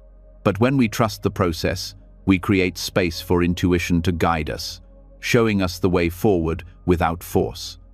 One of the most beautiful aspects of trust is that it helps you connect with others in a more authentic and meaningful way. When we trust the process of life, we also trust the people we encounter along the way. We stop seeing them as obstacles to our success and begin to see them as partners in the journey. Trust allows us to engage with others without the fear of manipulation or control. We are no longer trying to control how people behave or what they think of us. Instead, we allow our relationships to unfold naturally, guided by mutual respect and understanding.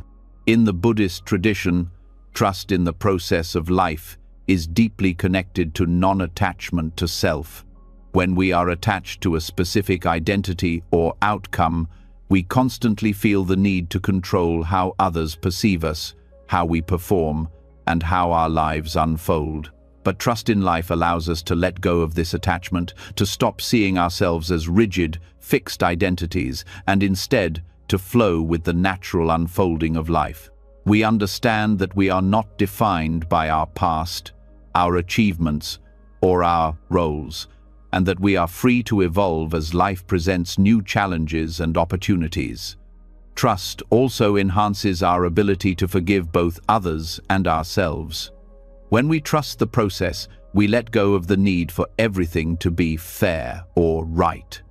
We begin to understand that life unfolds in ways that we cannot always control, and that holding on to grudges or resentment only creates suffering.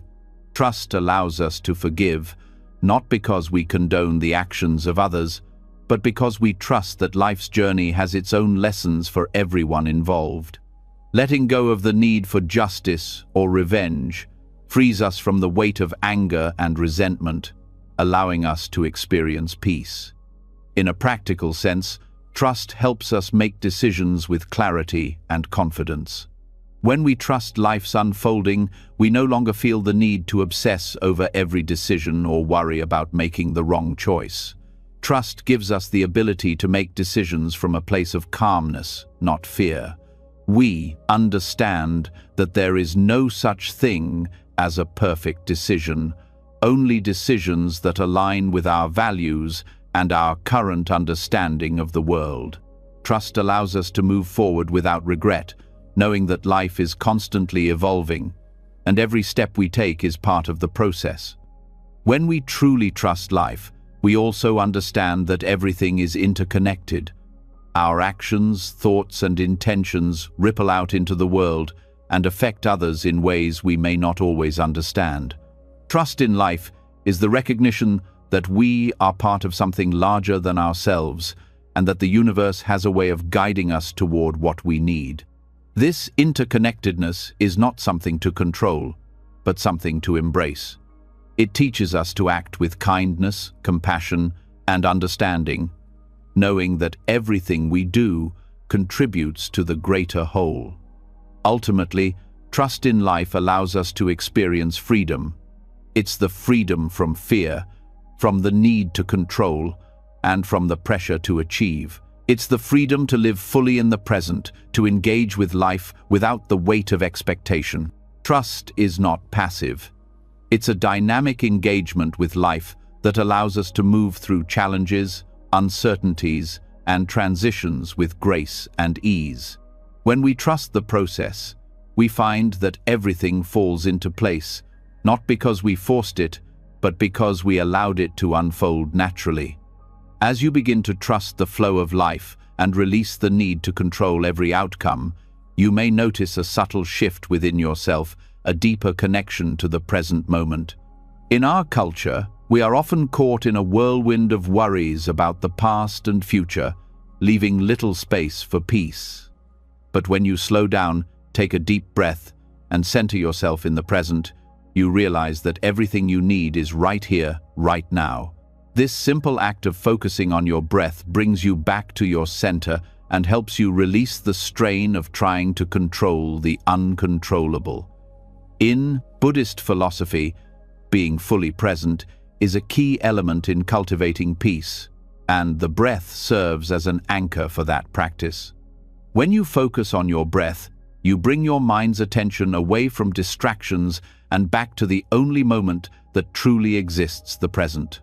This practice of deep breathing and mindfulness helps us to step out of the constant noise of our thoughts and reconnect with the body, the senses, and the flow of life as it is unfolding in real time.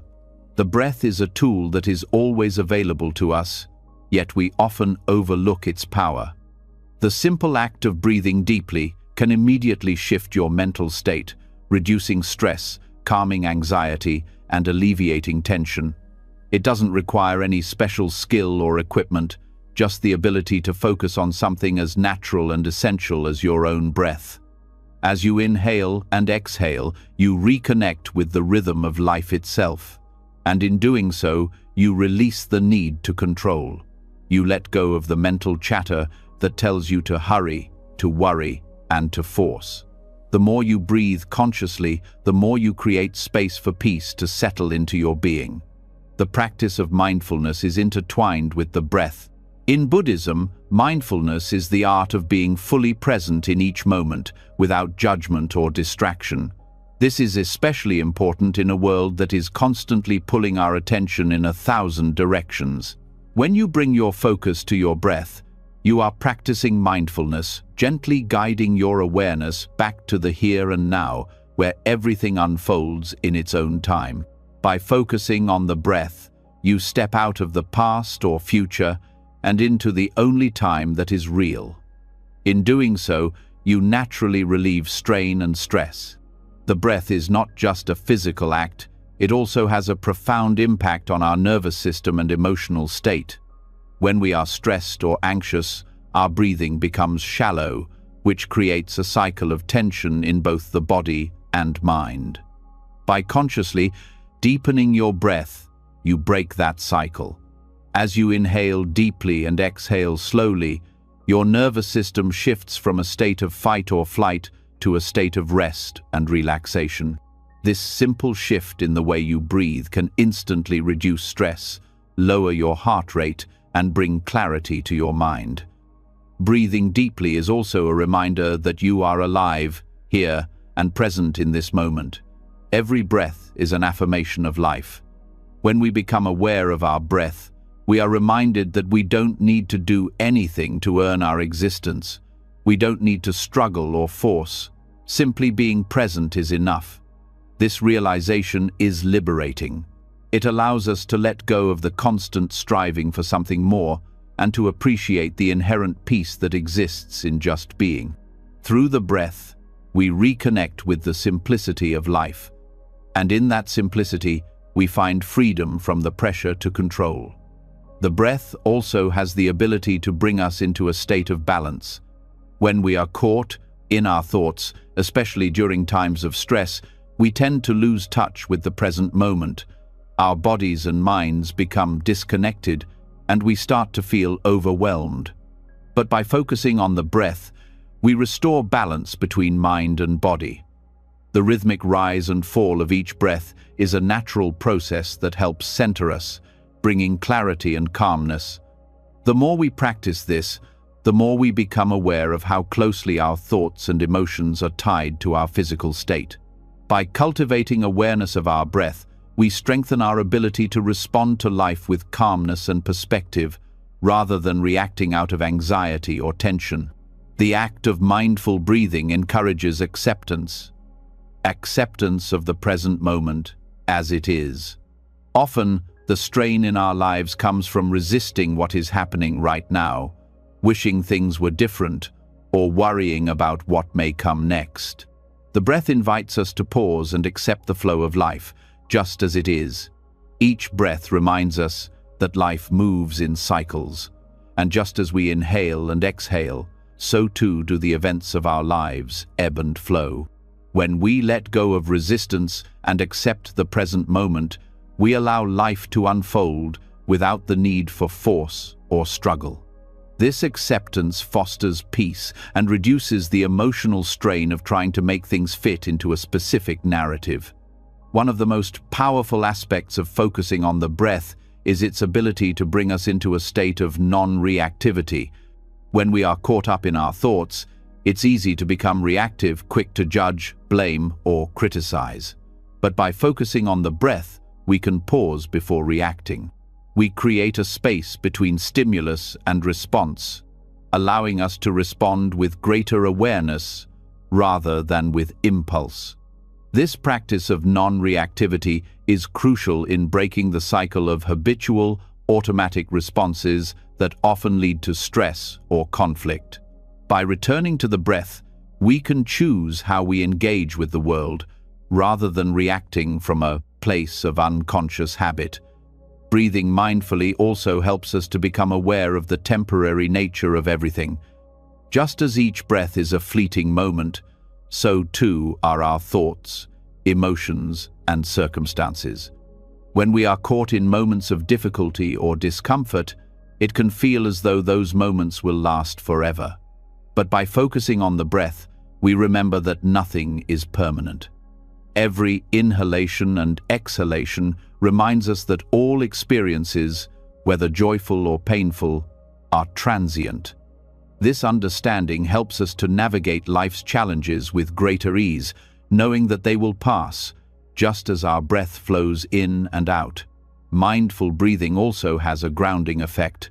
It helps us stay anchored in the present, even when external circumstances or internal turmoil threaten to pull us in many directions. The breath is always with us. It's a constant, unchanging presence that connects us to the here and now. Whenever we feel overwhelmed, disconnected, or lost, we can always return to our breath as an anchor. This grounding quality of the breath helps us stay centered, calm, and balanced in the face of uncertainty or stress. As you deepen your awareness of the breath, you also begin to cultivate patience with yourself and others. In today's world, we are often taught to be impatient, always looking for quicker solutions, faster results, and immediate gratification. But the practice of mindful breathing teaches us to slow down and appreciate the process of life. It reminds us that things take time to unfold, and that we don't need to rush to the finish line. When we practice patience through the breath, we begin to extend that same patience to the world around us. We stop demanding instant results from others, and instead, we allow them the space to unfold naturally, just as we allow our own breath to come and go without force. Focusing on the breath also brings our attention back to self-care. In the hustle and bustle of daily life, it's easy to forget to take care of ourselves. But the breath serves as a reminder to pause and check in with our bodies. Are we holding tension in our shoulders? Are we breathing shallowly because of stress?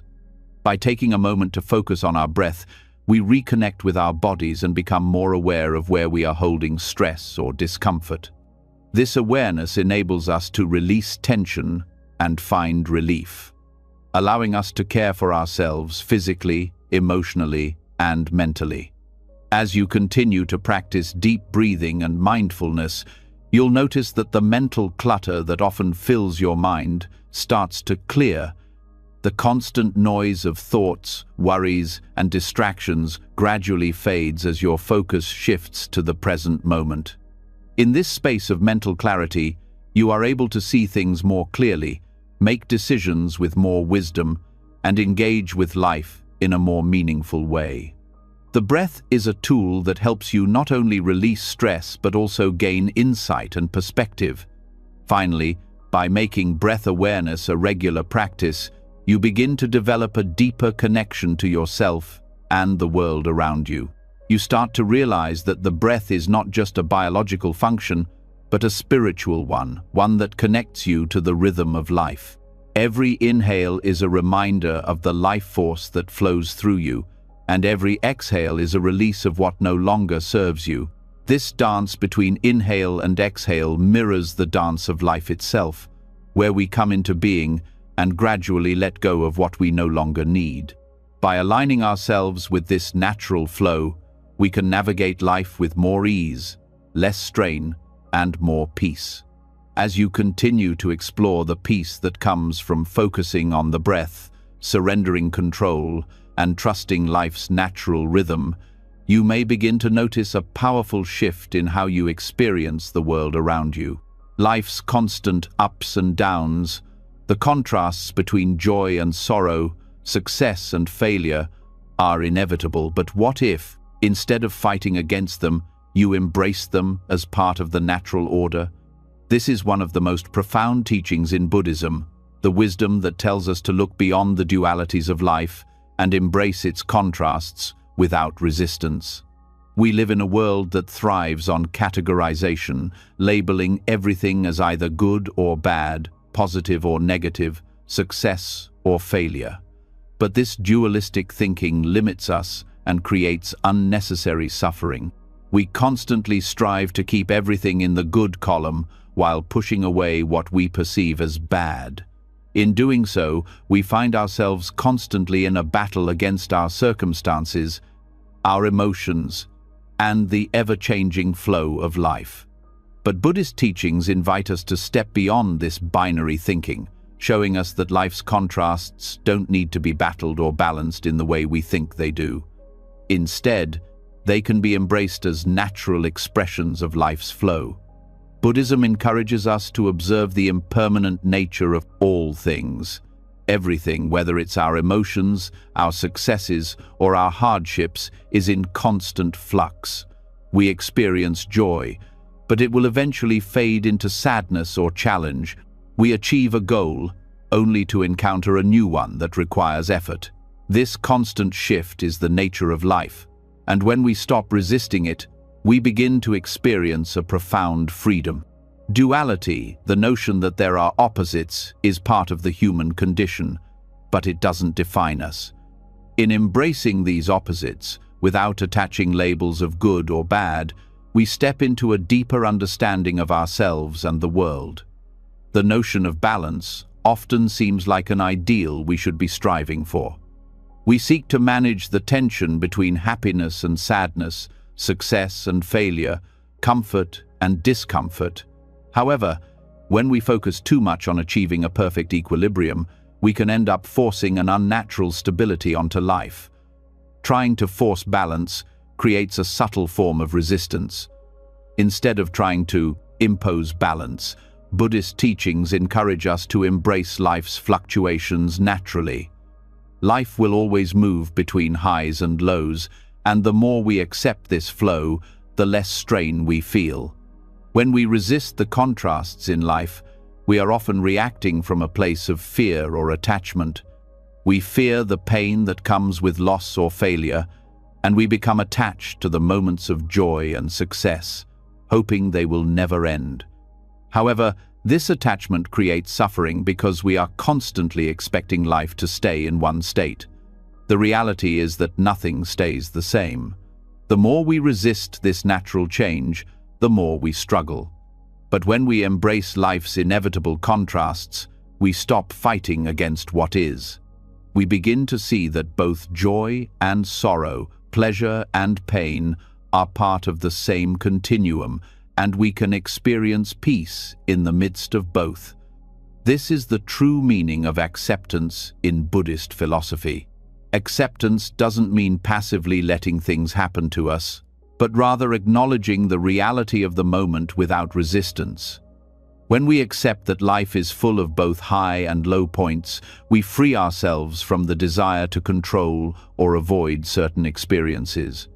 Instead of pushing away discomfort or clinging to happiness, we allow them to coexist.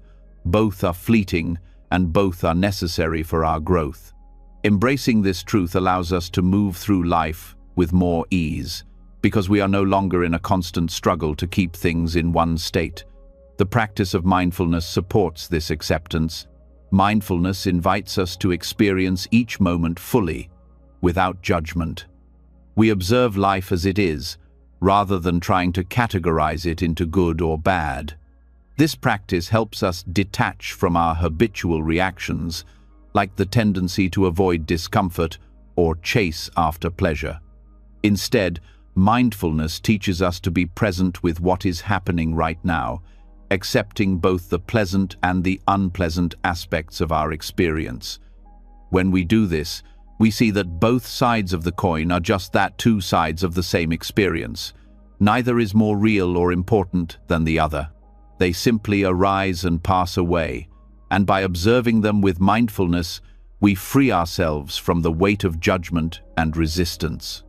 One of the key concepts in Buddhist thought is emptiness, which teaches us that nothing is inherently one way or another. Everything is in a constant state of change and is interdependent with other things. In this way, life's contrasts such as good and bad, joy and pain are not opposites at all, but simply different expressions of the same process. Emptiness teaches us that all things arise, exist for a time, and eventually fade away. This insight allows us to let go of the need to label life's experiences, realizing that they are all part of the same fluid process. Instead of trying to separate our experiences into neat categories, we allow them to simply be. This also ties into the Buddhist practice of non-attachment. When we are attached to the idea that certain experiences are good and others are bad, we create unnecessary tension. We struggle against what we don't want while desperately clinging to what we do. But when we let go of our attachments to outcomes, we stop resisting life's natural ebb and flow. We stop forcing balance between opposing forces and instead allow them to exist together. The more we practice non-attachment, the more we can experience life's contrasts without judgment or resistance.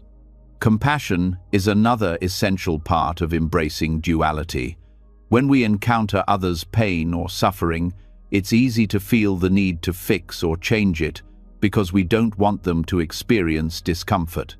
But Buddhism teaches us that we cannot protect ourselves or others from life's contrasts. Everyone, including ourselves, must experience the full range of emotions and experiences. What we can offer is our presence and compassion, acknowledging the ups and downs of life without trying to interfere or make them go away.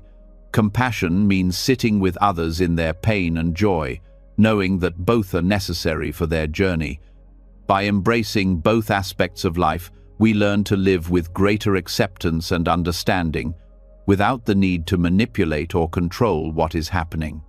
As you continue to explore the nature of duality, you begin to notice that freedom comes not from achieving a perfect balance between opposites, but from understanding that both extremes are part of the same experience.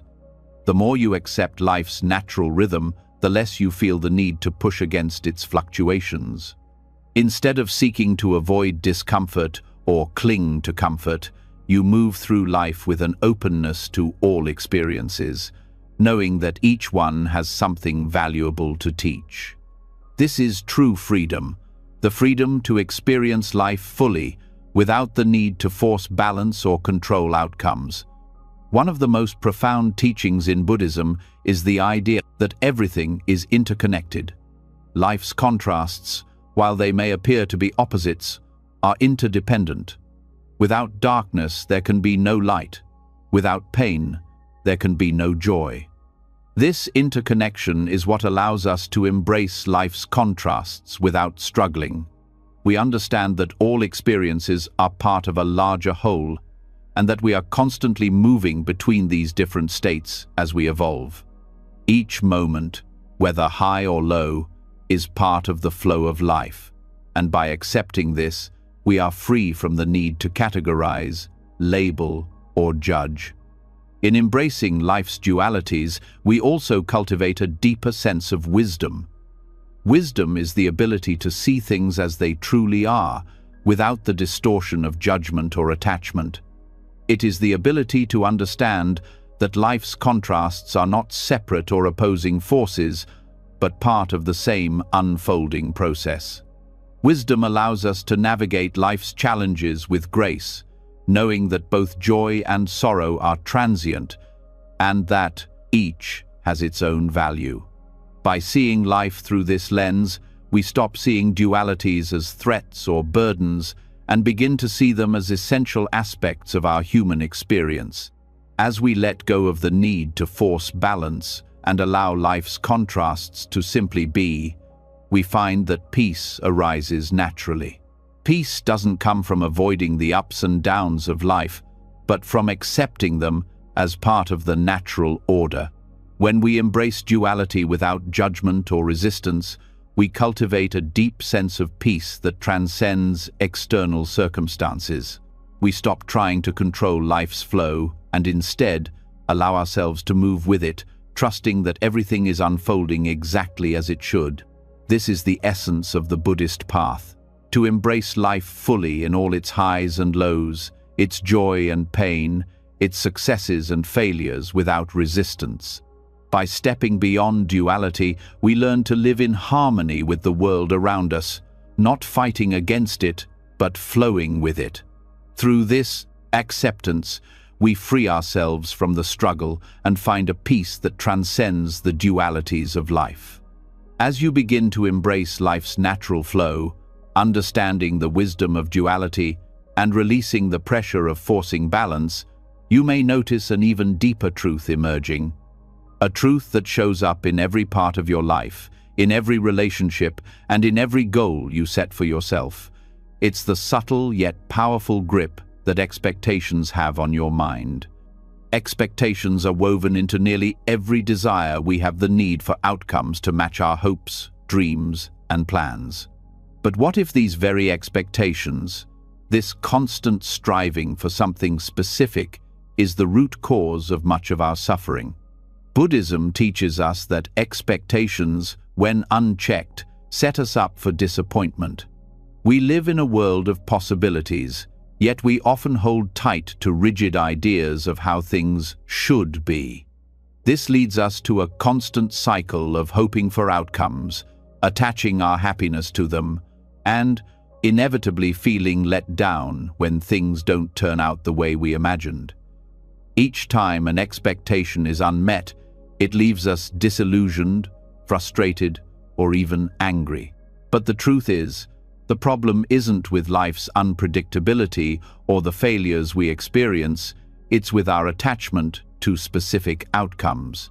When we stop clinging to these expectations, we begin to break free from the cycle of disappointment and open ourselves to a more liberated way of experiencing life. Expectations are built on the idea that control is possible.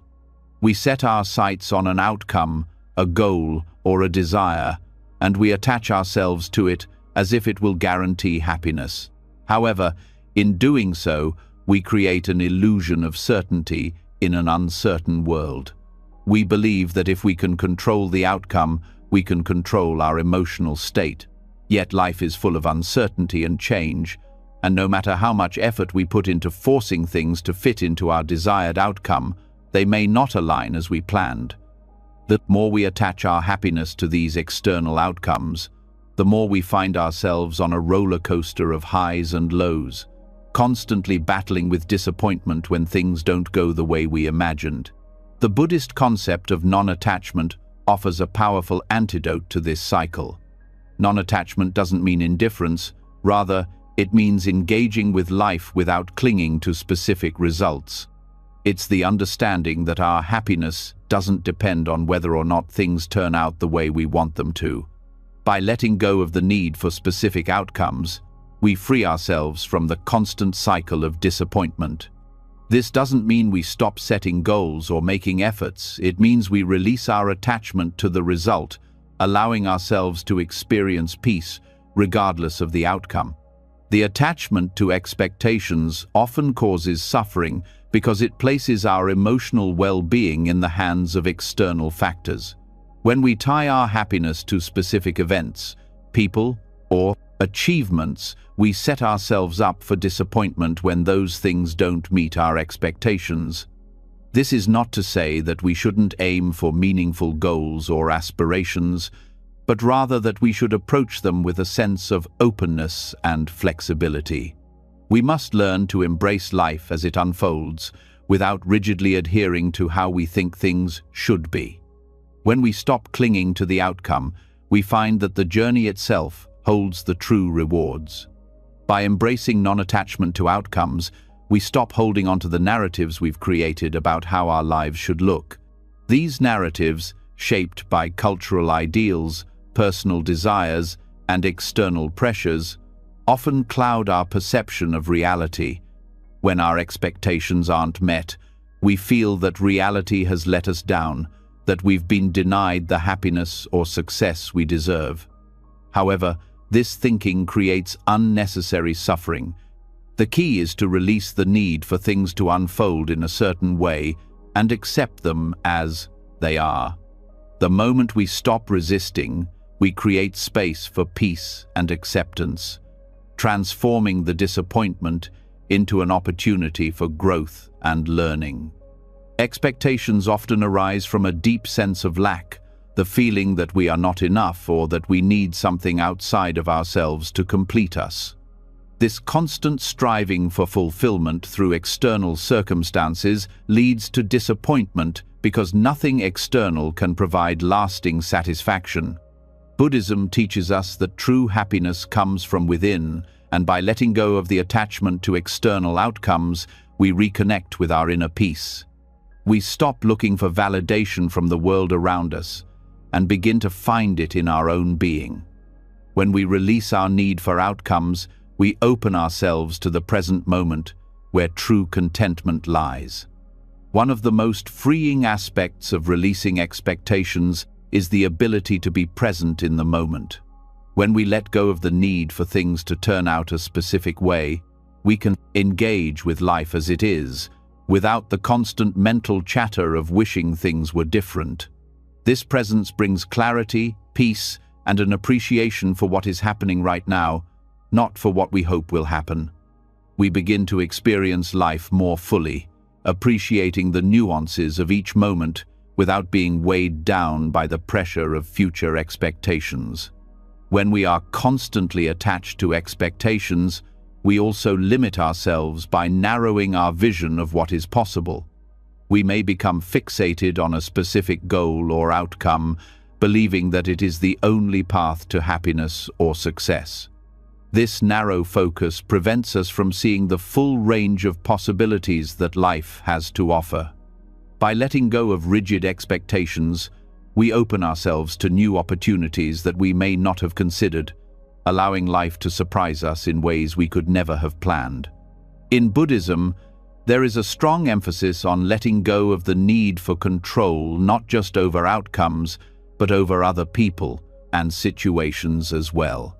When we expect others to behave in a certain way, or when we try to control their actions or decisions, we create tension and frustration.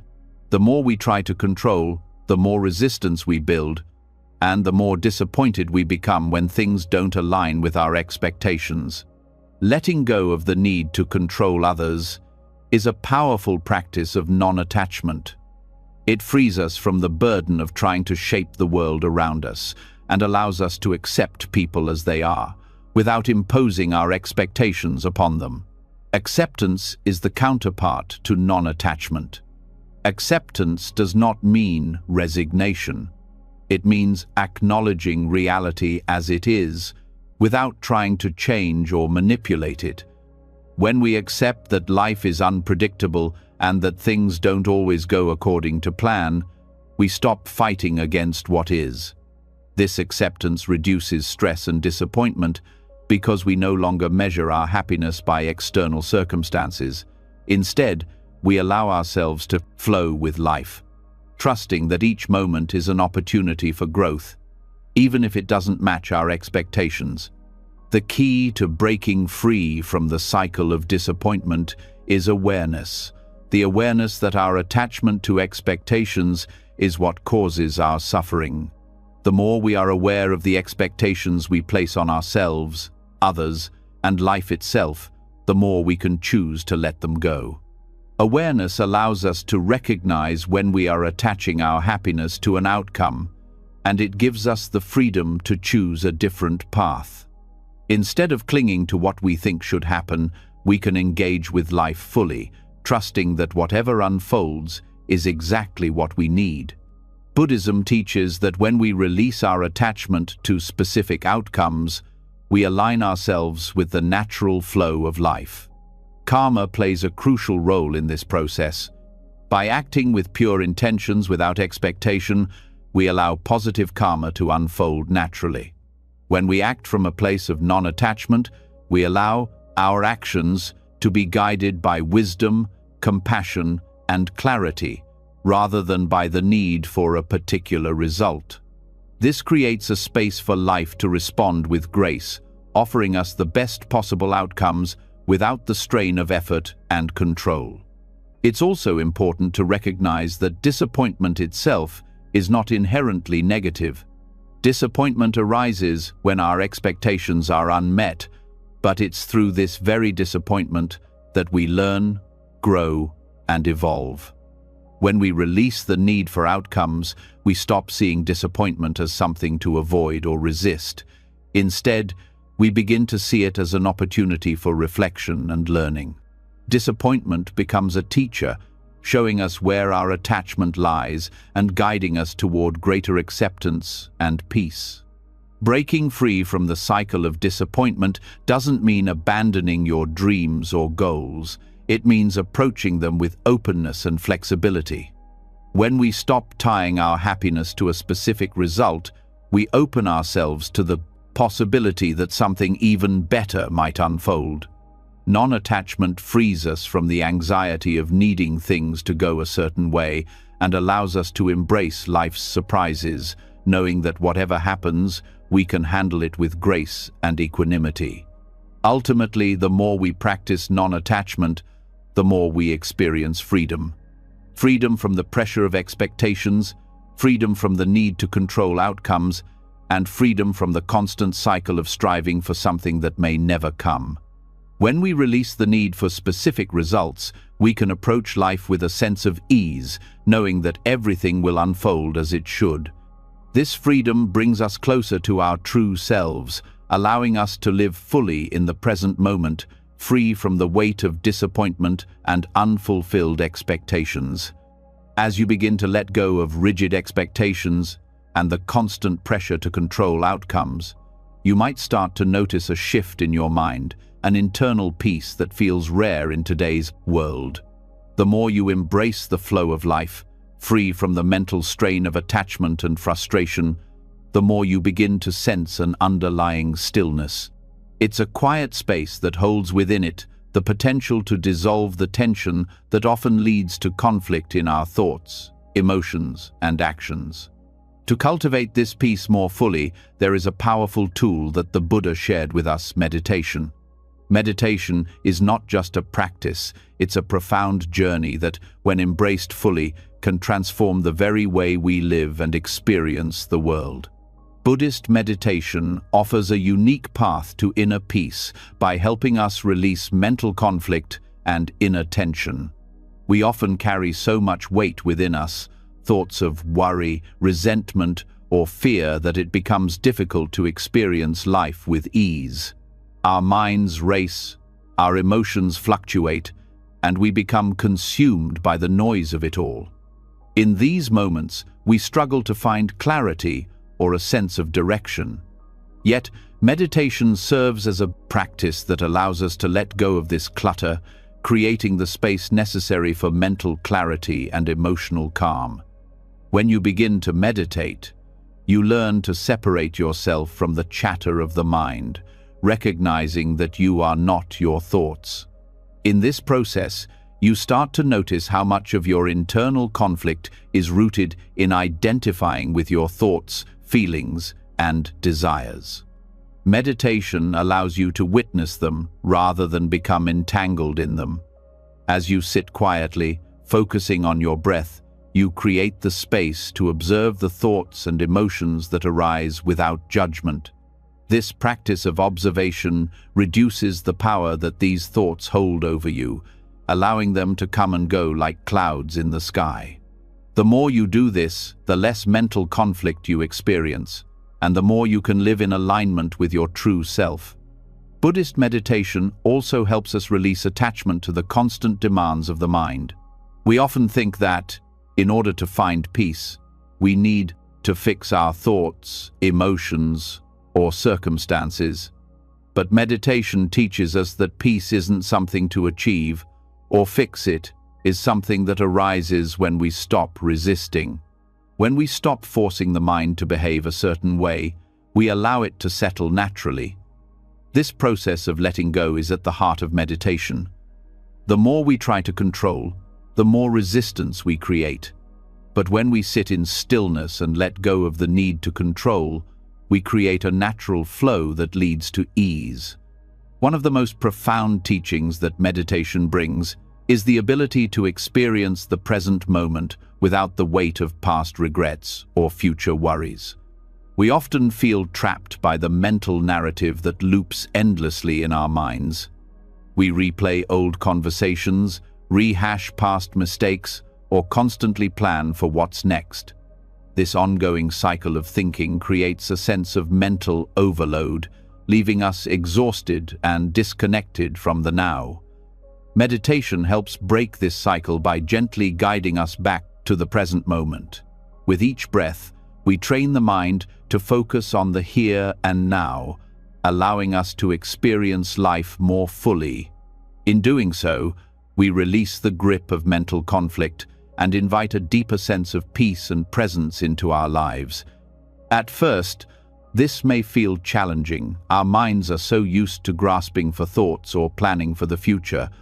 But meditation teaches us that we don't need to grasp at anything. We don't need to control what arises in the mind. We simply allow it to come and go. The more you practice this, the more you begin to see that thoughts are temporary. They do not define you. They come and go like waves on the ocean. The more you let them flow without attaching meaning or judgment to them, the more you find your mind naturally settling into a state of ease. This practice is not just about reducing mental conflict, it's about transforming your relationship with your thoughts. Instead of seeing them as obstacles to peace, you begin to see them as opportunities for growth. In Buddhism, there is a concept called mindful awareness. This is the practice of being fully aware of the present moment without judgment, without expectation. It's not about getting rid of thoughts, but about accepting them as they are. This awareness transforms your relationship with your mind, allowing you to experience your thoughts as they are impermanent and transient. The more you practice, the less weight they carry, and the more easily you can move through life without becoming overwhelmed by them. As you meditate, you also begin to notice how internal tension manifests in your body. When we experience stress, anger, or fear, we often hold these emotions in the body, creating physical tension. Over time, this tension builds up, leading to discomfort, pain, or even illness. Through mindfulness and meditation, we learn to recognize how these emotions show up physically and how to release them.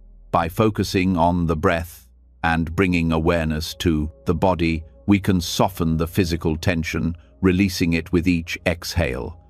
This process of letting go of tension helps us feel lighter, more at ease, and more in tune with our bodies. Meditation, in this sense, is not just about quieting the mind, but about holistically relieving the tension in both mind and body. The more you practice meditation, the more you realize that mental conflict and stress arise from attachment to the way things should be, to desires, expectations, and the need to control. Meditation teaches us to release this attachment. Instead of forcing our thoughts or emotions to align with our ideal version of reality, we learn to be present with whatever arises. This process of non-attachment is incredibly liberating. It helps us stop fighting with ourselves and the world around us, freeing us from the mental strain of trying to make everything fit into a preconceived notion of how things should be. Buddhist meditation also helps us develop a deeper compassion for ourselves. So often, we are our harshest critics. We judge ourselves for not being good enough or for not living up to our own expectations. Meditation allows us to step back from these judgments and to simply be with ourselves as we are. In this space, we cultivate self-compassion, a gentle acceptance of ourselves, with all of our flaws, fears, and imperfections. This self-compassion naturally spreads to others, allowing us to approach the world with a sense of kindness and understanding, free from the inner conflict that often leads to judgment or resentment. Through meditation, we also develop a stronger sense of equanimity. Life's ups and downs no longer feel as destabilizing because we learn to approach them with the same sense of calm and acceptance. Whether experiencing joy or sorrow, success or failure, we come to understand that all of these emotions are part of the same flow of life. By practicing meditation, we strengthen our ability to remain steady, no matter what life throws our way. We learn to respond with wisdom and clarity, rather than reacting with impulsive emotions. This sense of equanimity allows us to experience life's fluctuations with more peace, rather than feeling at the mercy of them. In addition to creating mental clarity, meditation also nurtures a deep sense of gratitude. The more we become aware of the present moment, the more we begin to appreciate the simplicity and beauty that exists all around us. We learn to see the richness of life, even in the most ordinary moments.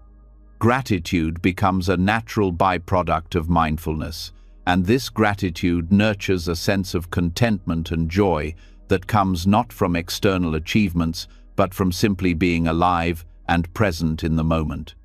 As meditation deepens, we also begin to experience a greater connection to others. The more we cultivate peace within ourselves, the more that peace radiates outward. We stop seeing others as obstacles, competitors, or sources of frustration. Instead, we see them as fellow beings on a shared journey. This shift in perspective fosters greater compassion, patience, and understanding. We begin to approach our relationships with more openness, kindness, and authenticity, allowing us to build deeper, more meaningful connections. Ultimately, the practice of meditation teaches us to live with ease. We stop resisting the flow of life, stop fighting against ourselves and others, and stop struggling to make things fit our expectations. Instead, we learn to embrace life as it is, with all its uncertainties and challenges. Meditation is the tool that helps us align with the natural rhythm of life, cultivating a sense of calm, clarity, and peace within. The more we practice, the more we let go of inner conflict and mental tension, allowing us to experience the full depth of life's beauty and simplicity. With meditation, we learn to live not only with more ease but with more grace, navigating life's challenges with a heart open to whatever arises. As you begin to explore the transformative power of meditation, releasing inner conflict and embracing the natural flow of life, you may begin to notice something profound: silence. In our daily lives, we are constantly bombarded by noise, both external and internal. We live in a world that values constant action, constant communication, and constant doing. Yet, as you deepen your practice and experience the peace that comes with letting go of mental tension, you might realize that it's in silence, both external and internal, that true clarity and insight arise. Silence has a hidden power, one that can transform the way we live, think, and engage with the world around us. The world outside is noisy, people are talking, devices are buzzing, and distractions are everywhere. But the noise inside us is often louder. Our minds race with thoughts, worries, desires, and judgments, constantly pulling us away from the present moment. In the midst of all this chaos, it's easy to lose touch with the clarity and wisdom that reside within us. But silence, when cultivated both in our surroundings and in our minds, creates the space needed for those deeper truths to emerge. Buddhism teaches us that silence isn't simply the absence of sound. It's the presence of something far more powerful: stillness. Stillness is not passive. It is an active engagement with the present moment, a space where we can listen deeply to ourselves, to others, and to the world around us. In the stillness, we find the clarity we need to make decisions, to navigate challenges, and to connect with our inner wisdom. In the quiet moments, free from the constant buzz of thoughts and distractions, we experience life as it truly is, without the filter of judgments or expectations. Silence, however, is not something we are often comfortable with. We live in a society that constantly pushes us to be busy, to do more, to speak louder, and to fill every gap with activity. Silence feels uncomfortable, almost unnatural, because we have been conditioned to believe that doing is the path to success, to meaning, and to fulfillment. But in the practice of silence, we begin to see that the opposite is true. It is in the absence of noise that we find the room to hear the wisdom of our own hearts and minds. Silence creates space for us to stop doing and simply be. In this being, we begin to connect more deeply with our inner selves, with others, and with the flow of life itself. The power of silence is deeply connected to the concept of non-attachment. Just as we let go of the need to control outcomes and release expectations, we also learn to release our attachment to the constant noise of the world. We stop clinging to the idea that we must always be doing something or talking about something in order to be valuable. Silence teaches us that we don't have to prove our worth through activity or words. Our value lies in simply being present with ourselves and the world, without the need for constant stimulation. In silence, we allow our natural flow of thoughts, emotions, and experiences to arise, without forcing them to conform to external expectations. It's through this practice of silence that we can start to experience the true power of mindfulness. Mindfulness is often practiced through quiet, focused attention on the breath, on the sensations in the body, on the thoughts that arise and pass. The more we engage in silence, the more we become attuned to the present moment. In that moment of awareness, we gain access to clarity that cannot be found when we are constantly distracted by noise or mental chatter.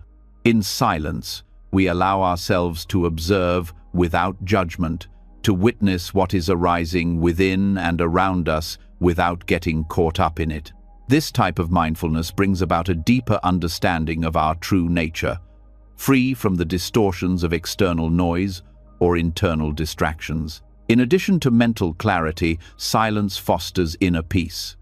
When we create space for silence in our lives, we begin to experience a sense of calm that is not dependent on external circumstances. The noise of the world, the demands of others, and the constant pull of our own thoughts begin to lose their power over us. As we cultivate silence, we begin to experience a sense of stillness that permeates our being. This stillness is not a void or emptiness, but a deep sense of connection to the present moment, a sense of being grounded and centered no matter what is happening around us. It is from this stillness that we can navigate life's challenges with grace, responding to them with wisdom and compassion, rather than reacting out of fear or stress. Silence also brings about a deep connection to the natural flow of life. We often become disconnected from life's natural rhythms because we are constantly caught in the noise of our own minds and the external world. But when we practice silence, we begin to attune ourselves to the ebb and flow of life as it naturally unfolds. This connection to the flow of life brings us greater acceptance of life's fluctuations, joy and sorrow, success and failure, pleasure and pain, understanding that all are temporary and part of the same cycle. In silence, we learn to flow with life's rhythms rather than forcing them to align with our desires or expectations. This acceptance of life as it is, without resistance, brings us greater peace and ease. Silence also provides the mental space needed for reflection. In the quiet moments, free from distractions, we can look inward and reflect on our thoughts, actions, and experiences. Reflection is a key aspect of Buddhist practice, as it allows us to gain insight into our own behavior and patterns. In silence, we can observe our thoughts without judgment, without trying to change them, but simply to understand them. Through this understanding, we gain insight into our true nature, our fears, our desires, and our habits. This insight allows us to make more conscious choices and break free from the mental patterns that limit us.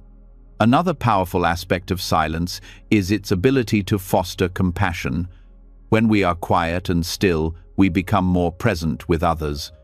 We listen more deeply, not just to their words, but to the energy and emotions behind their words. In the stillness of silence, we can feel more attuned to the needs of others, offering empathy and understanding without the need to fill the space with our own thoughts or opinions. Silence allows us to be fully present, offering a kind of attention that is rare in a world where people are often preoccupied with their own thoughts. Through silence, we begin to connect with others in a more meaningful way, fostering deeper relationships built on mutual respect and understanding. Silence is also a gateway to inner transformation. When we stop filling our lives with noise and distraction, we begin to peel back the layers that obscure our true selves. In the stillness, we begin to confront the parts of ourselves that we have long ignored or suppressed.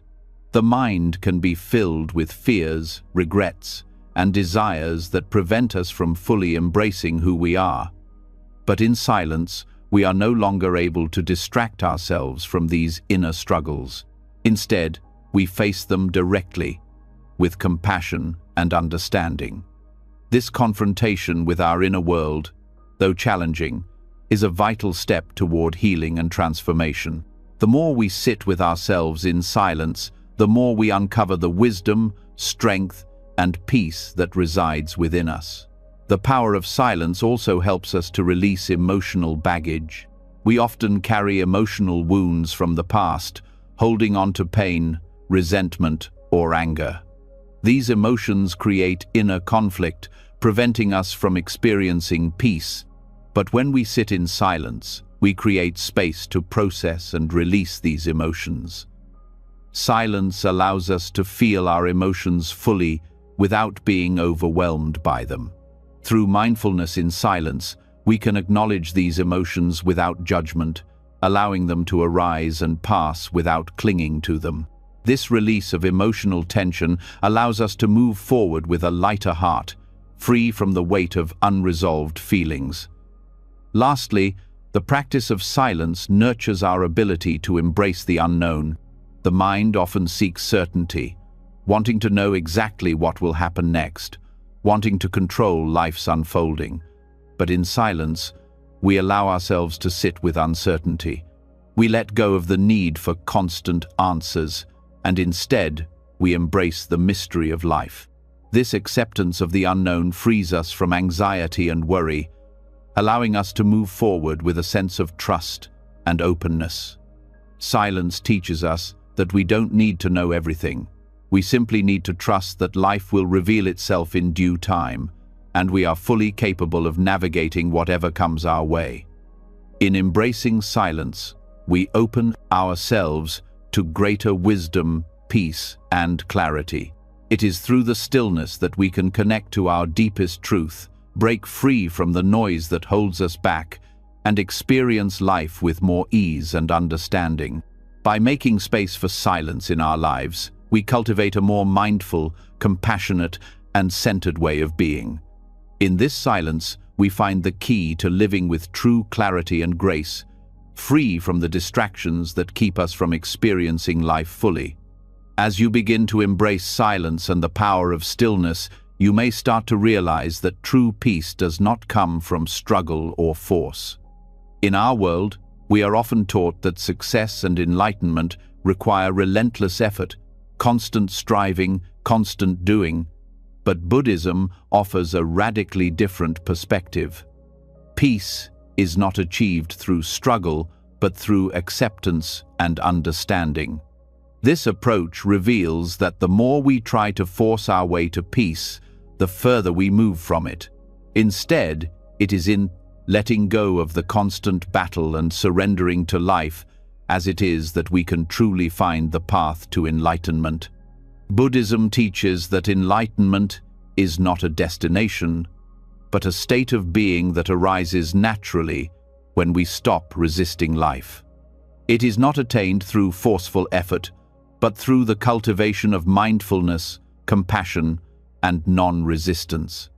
In a world that values achievement and effort above all else, it can be difficult to understand that true peace comes not from pushing forward, but from stepping back and allowing life to unfold as it is.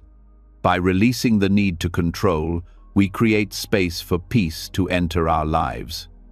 The idea of a non-forceful path to enlightenment challenges much of what we have been conditioned to believe.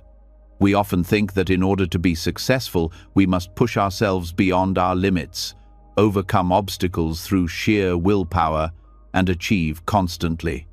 But Buddhism reveals that true power lies not in control, but in the willingness to surrender to what is. Struggling against life's natural flow only creates more resistance and suffering. Instead, enlightenment is about accepting life's impermanence, embracing both joy and sorrow, success and failure as part of the same process. The more we resist, the more we struggle, and the more we distance ourselves from the peace that lies within. The Buddhist path encourages us to recognize that life is constantly changing and that we cannot force things to be a certain way. Acceptance of this truth is the key to releasing inner conflict and external struggle. When we resist the flow of life, we create tension both within ourselves and in our interactions with the world. But when we accept life as it is, without judgment or attachment, we begin to experience the deep peace that comes from understanding that all things are temporary and ever-changing. Rather than forcing outcomes, the Buddhist approach emphasizes the practice of mindful awareness. This is the art of being fully present with whatever arises, without judgment, without the need to change it. When we practice mindfulness, we stop struggling to control our thoughts, emotions, or external circumstances. Instead, we allow ourselves to observe life as it is, without resistance. This simple shift from force to acceptance helps us release the internal tension that often prevents us from seeing things clearly. By accepting whatever arises, we can respond with wisdom and compassion, rather than reacting out of fear, frustration, or attachment.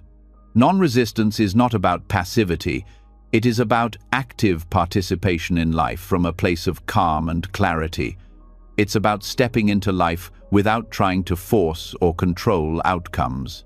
Buddhism teaches that we are always in the midst of change, and that resisting change only leads to suffering. When we embrace life's changes, whether they bring pleasure or pain without trying to control them, we experience peace. Non-resistance allows us to flow with the changing currents of life, rather than fighting against them. The idea of a non-forceful path to enlightenment also invites us to question the way we relate to our own desires and goals. We often think that in order to achieve something, we must constantly chase after it, striving and pushing ourselves to the limit. But Buddhism reveals that desire, when unchecked, can lead to suffering. The more we chase after something with force, the more we attach our happiness to a particular outcome, which only creates frustration when things don't go as planned. Instead, Buddhism teaches that we can achieve our goals, but not by force. Rather, by acting with intention, by focusing on the present moment, and by aligning ourselves with the flow of life, we can move toward our goals without the need for struggle. When we practice non-resistance, we learn to embrace life's paradoxes, the contradictions that exist within ourselves and the world around us. Life is full of opposites: light and dark, joy and sorrow, success and failure. In the Western world, we often view these as opposites that need to be reconciled or eliminated. But in Buddhism, we understand that these contrasts are part of the same process. We cannot have light without darkness, nor joy without sorrow. Life is a dynamic balance of these forces, and when we stop struggling to make everything fit neatly into one category or the other, we free ourselves from the burden of trying to force balance. Instead, we begin to embrace life's natural rhythms, finding peace in the ebb and flow. One of the most profound lessons of the Buddhist path is the practice of equanimity. Equanimity is the ability to remain balanced and composed no matter what life throws at you. It's the ability to accept both the highs and the lows of life without becoming attached to either. Equanimity doesn't mean detaching from life or emotions, it means experiencing them fully without getting swept away by them. When we practice equanimity, we stop struggling to control our reactions to life's ups and downs. Instead, we allow ourselves to feel deeply, but we don't become overwhelmed by those feelings. We learn to respond with clarity and compassion, no matter the situation. Enlightenment, in the Buddhist view, is the ability to let go of attachment to both the highs and the lows of life. We often cling to moments of joy and success, hoping they will last forever. But when we are attached to the good, we also set ourselves up for disappointment when things change. Similarly, when we resist the painful moments, we create more suffering. Instead, Buddhism teaches that we can embrace all of life's experiences, both the highs and the lows, without attachment. We can experience joy without clinging to it, and pain without resisting it. In doing so, we find peace and liberation. Surrender plays a significant role in the Buddhist path. It's the act of letting go of the need to control and instead trusting in the process of life. Surrender doesn't mean giving up. It means releasing the need to push, to manipulate, and to force things to happen. It's about trusting that life will unfold in its own time and that everything we need is already available to us. Surrendering to life's process requires patience, but it also brings peace. By surrendering to life, we are freed from the constant strain of trying to control the uncontrollable. Through this practice of non-resistance, we begin to experience a deep sense of trust in life itself. Trusting life doesn't mean we stop making efforts or setting goals. It means we stop expecting that things will unfold according to our specific desires. Instead, we trust that everything is unfolding exactly as it should. This trust in the process of life brings ease and acceptance, knowing that whatever happens, we can handle it with grace. The path to enlightenment in Buddhism is not about pushing forward with sheer willpower or force. It is about letting go of the need to struggle, accepting life as it is, and responding with wisdom, clarity, and compassion.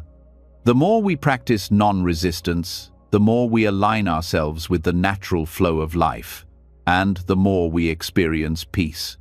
Through acceptance, patience, and trust, we move closer to the wisdom and freedom that comes from embracing life's ups and downs without forcing balance. This is the non-forceful path of enlightenment, a path that leads not through struggle, but through acceptance and understanding. As we've explored throughout this journey, the key to living a life of peace, clarity, and true happiness lies not in force or constant struggle, but in surrendering to the natural flow of life. When we stop forcing, when we let go of rigid expectations and release the need to control every outcome, we make space for life to unfold effortlessly.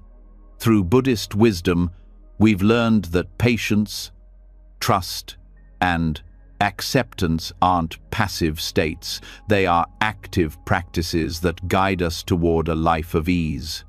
Whether through meditation, embracing silence, or understanding the law of impermanence, every step we take towards non-resistance brings us closer to the freedom we seek. Life isn't something to be conquered, it's something to be experienced. And when we stop forcing, when we allow ourselves to flow with the rhythm of life, we open ourselves to a deeper sense of peace and fulfillment. It's in the quiet moments of stillness, in the letting go of expectations, and in the embrace of life's natural contrasts that we truly find our place in the world. Now, I'd love to hear from you. How have you experienced moments of letting go and trusting life's flow? Share your thoughts in the comments below. I'd love to hear your reflections and any insights you've gained from this journey. And don't forget to subscribe to the channel for more wisdom on how to live a life of ease, balance, and true fulfillment. Turn on the notifications so you never miss a transformative moment. Let's continue to explore the path of peace together.